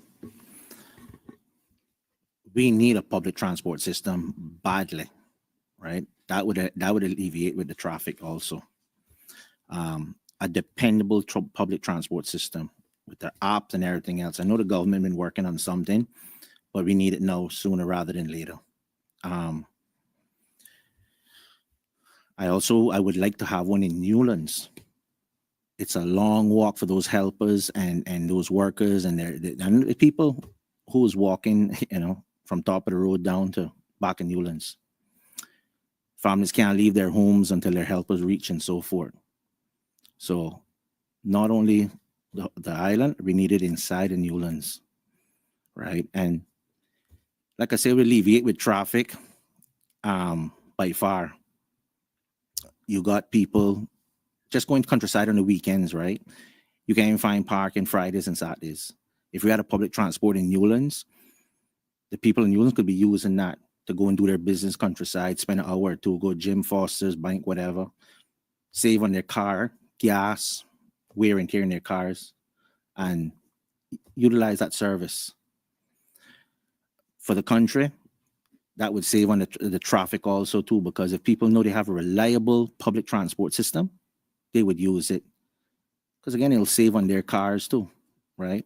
But there's no public transport. The one that we have here now is not reliable, and it needs to be reformed and regulated there too, because you got bus drivers just leaving people and carrying them to their destination, right? So it has to be reformed completely. We need a reliable public transport system throughout our whole island, and I would support that. Thank you, Mr. Gonzalez. Mr. Panton, what's your vision for public transportation in Grand Cayman? Thank you. I've been a huge advocate for public transport being improved, reformed, such that we end up with a very reliable, efficient public transport system to cover the whole country. That is going to address significantly our traffic problems. It will minimize the need for people to utilize cars, their own private cars rather.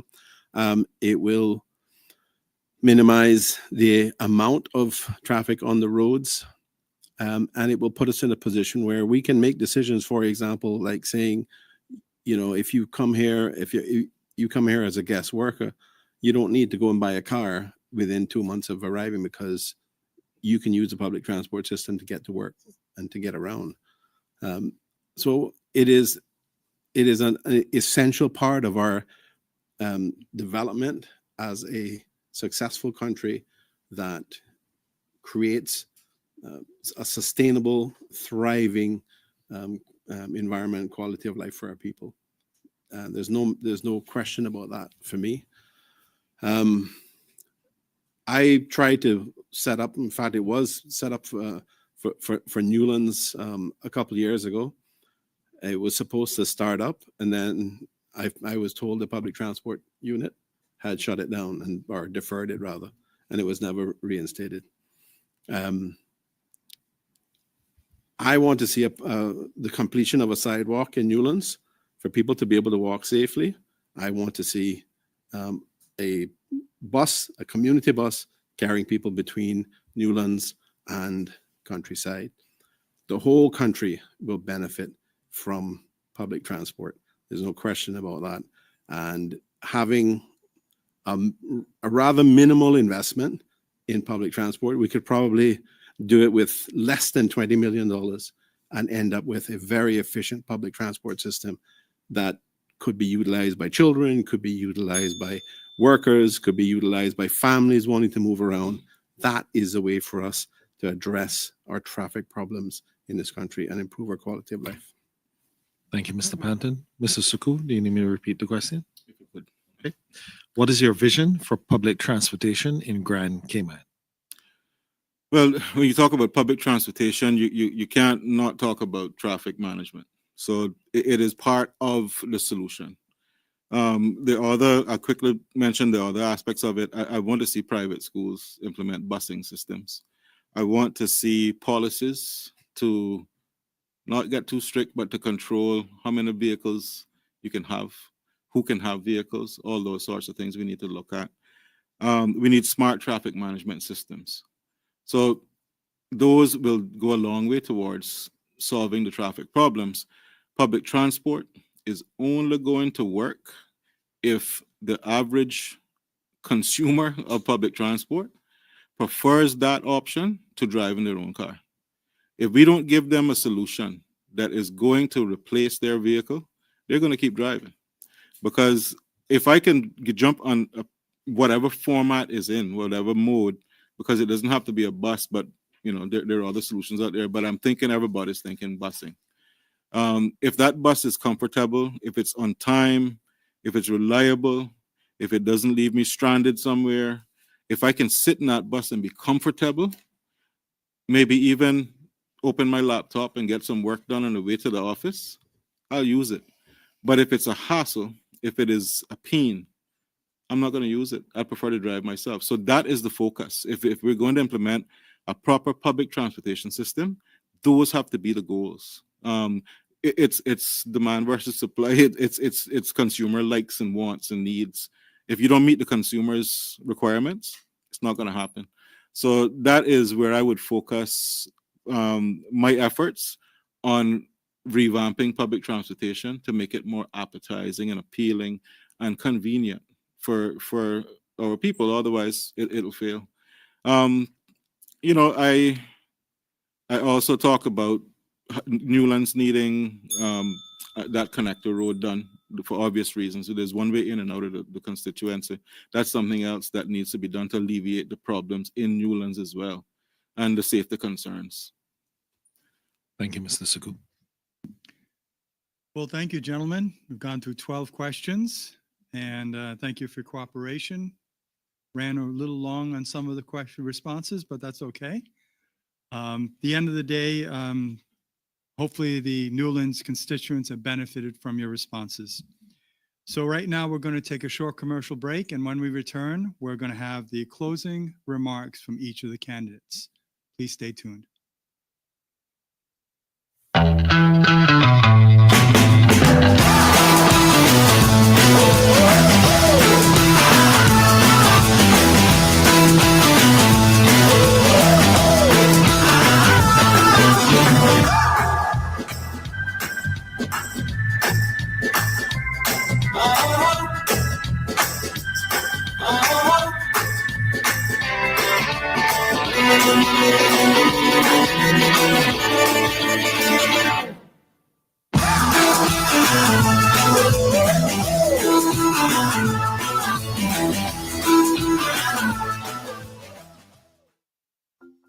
At CUC, we care about helping our customers. Here are some quick energy saving tips from CUC, so you can use less energy and save money. Set your AC Smart thermostat to maintain an indoor temperature of 87 degrees Fahrenheit or higher when you are away from home, and have the temperature cool to a comfortable 78 degrees Fahrenheit or higher when you arrive home. Adding insulation can cut your cooling costs by 15 to 45%, depending on your home's size and current insulation. Focus on insulating your attic, walls, and windows for the best results. For your laundry, avoid over-drying clothes. Not only does it waste energy, but it also harms fabrics. Dry towels and heavier cottons separately from lighter weight fabrics to save energy. Your TV and gaming setup can be big energy consumers. Save costs by reducing in-game settings and turning off your console when not in use. Remember, every small step counts. Use energy wisely and make a big difference in your energy bills and the environment.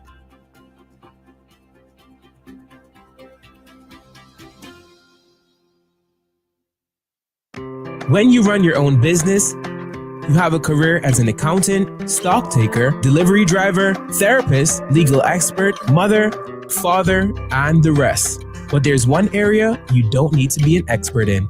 At Brava, we take the complexity out of your business solutions. We keep it simple, so you can get along with doing what you do. Brava, the Simplify My Business company. Welcome back to the Chamber of Commerce Candidates Forum for the constituency of Newlands. We reach a stage in the evening for closing remarks, and we'll begin with Mr. Wayne Panton. Thank you very much. I have had the privilege and honor of representing the people of Newlands, my home constituency, my neighbors, my friends. It has been an honor of my lifetime, and I humbly will be seeking and asking you to elect me come April 30th again to represent your interests, to represent the interests of Newlands, to deliver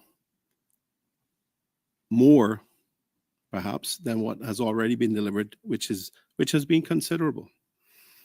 I'm very proud of what we've accomplished in Newlands with the incredible support of our community and the people that we work with.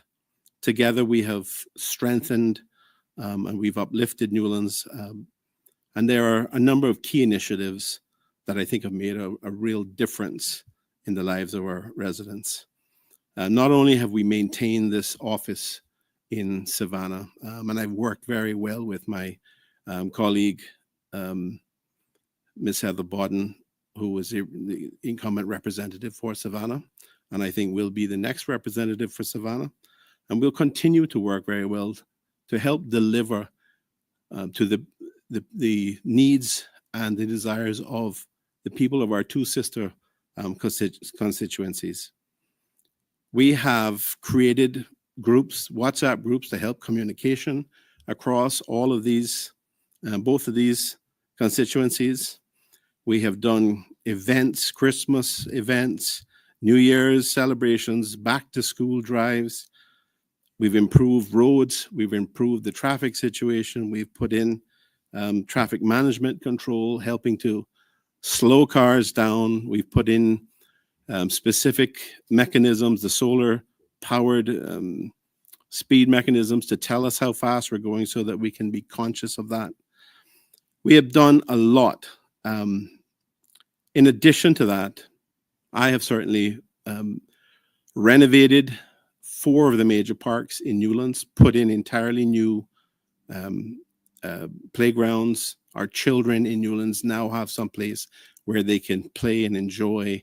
Families can go there and spend time with them in a very, very constructive and a very safe way. We've also done an entirely new park at the end of the road by the boat ramp. That is a park that it's underway, and it is one of the few, or probably the only, waterfront park in any constituency in Cayman. Thank you, Mr. Panton. So thank you for the opportunity to serve, and I look to serve far more in the future. Mr. Alva Suku. I want to first thank the chamber, you gentlemen, for hosting us and for giving me the opportunity to address the issues that affect the constituents, the entire Cayman Islands, but in particular the constituents in Newlands. In a few weeks, everyone is going to have the opportunity to decide the future of this country and our community. And it's not just about choosing an MP. It's about choosing the direction that we're going to go in moving forward. For the past 4 years, I have been listening to the concerns of the people, and particularly in Newlands. I've seen the struggles. I've seen the cost of living concerns, the immigration pressures, the frustration with the infrastructure, the lack of attention from current representatives. I know what is at stake because I have lived there with you during the past 4 years. And even while I was not in office, I took the time to be involved, albeit in a sort of quiet fashion and respectful fashion. But I was there in the community the entire 4 years, living, going to the same supermarkets, taking my daughter to the same school. So I know the issues. I'm with the party, the PPM, and we have a plan. We have a plan to deal with the cost of living, to ease housing concerns, to fix the traffic issues once and for all, to strengthen the economy, to provide safer communities, and to ensure that our people have the best education and training available to them. I think I have proven that I can deliver. In the past, I have served this country for 8 proud years, and I'm asking for an opportunity to once again serve the constituency of Newlands. I am with a proven, stable government. I will have the force and the support of individuals who are working on the same agenda, the same vision as me going forward. And I think in partnership with my colleagues in the PPM, we will accomplish a lot for this country. This country is now depending on us to move it forward, to take it out of the doldrums, to fix the issues, to help the people, uplift the people. And that is why I am putting myself forward. I have made a decision to put my legal career on hold once again to serve, because I think the country deserves that. And I think Newlands deserves that. And that is what I intend to do. Thank you. Mr. Raul Gonzalez Jr. Thank you. I would like to thank the chamber for hosting this forum. I would like to thank my family, friends, and supporters, the community. It's you guys that's given me the strength to be here and fight for you guys. Newlands and the country, we are at a serious crossroads. There's no time no more for looking into reports and spending millions of dollars into this the reports have already been done. It is time for action. We are lacking so much. Our country is in turmoil, not to mention just Newlands. Cost of living, education, employment, pension, healthcare, you name it. It's a problem. We need to put Caymanians first in the forefront. And for Newlands, I pledge you guys are going to be the decision makers with me. I am going to form a district council. I'm going to have 2 committees, the national committee to deal with the national issues, and then the community to deal with the community issues. And my colleague said, yes, he did the parks, and God bless him, and God bless the parks. It's a start. But where's the restrooms? Where's the Wi-Fi for the people who are working from home remotely could go out there? Where's the security cameras to keep the children safe and keep bad elements out of the parks? Where's the cabanas that you could have functions that we don't have to go to town? Where is our civic center in Newlands? Where is our seniors' home for the seniors? Where is, we could also have that ambulance and fire service at the Marine unit in the back, right? Central location. We don't have to wait for town. We don't have to wait for Northside. There's so much things that's happening in Newlands that we're being neglected. It's time to break all those broken promises. We can't go another 4 years. I am one of you. I'm feeling the same things you're feeling. I'm going through the same struggles you're going through. But together, we're going to break this cycle. Godspeed. I'm asking you guys, think about your children and their future. We can't play with that. We've already lived 60% of our lives. It's about them. Caymanians first and foremost. Policies has to be made now to put Caymanians back in the forefront, put them in jobs, not being just existing, but to live. To live. April 30th, vote Raul Gonzalez. Vote for your family, your future. Thank you. Well, I'd like to thank the candidates for your time and agreeing to tonight's forum. Now, for closing remarks, I'm going to turn it over to Chamber President Omari Corbin. Thanks, Will. On behalf of the Chamber Council and staff, I'd like to thank Mr. Raul Gonzalez Jr., Mr. Wayne Panton, and Mr. Alva Suku for participating in this evening's forum. I trust that this forum will help Newlands voters make informed decisions about who to vote for when they go to the polls on April 30th. I would also like to thank Ashley's Furniture and Home Store, CUC, Foster's, and Logic for sponsoring the Chamber's candidate forums.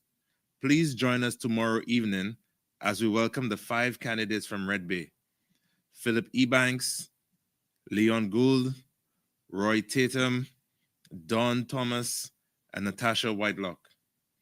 Please note that all forums will be posted on the Chamber's YouTube channel for future reference. Thank you for tuning in. I hope that you will join us tomorrow evening, and please have a good night. When you run your own business, you have a career as an accountant, stock taker, delivery driver, therapist, legal expert, mother, father, and the rest. But there's one area you don't need to be an expert in. At Brava, we take the complexity out of your business solutions. We keep it simple, so you can get along with doing what you do. Brava, the Simplify My Business company.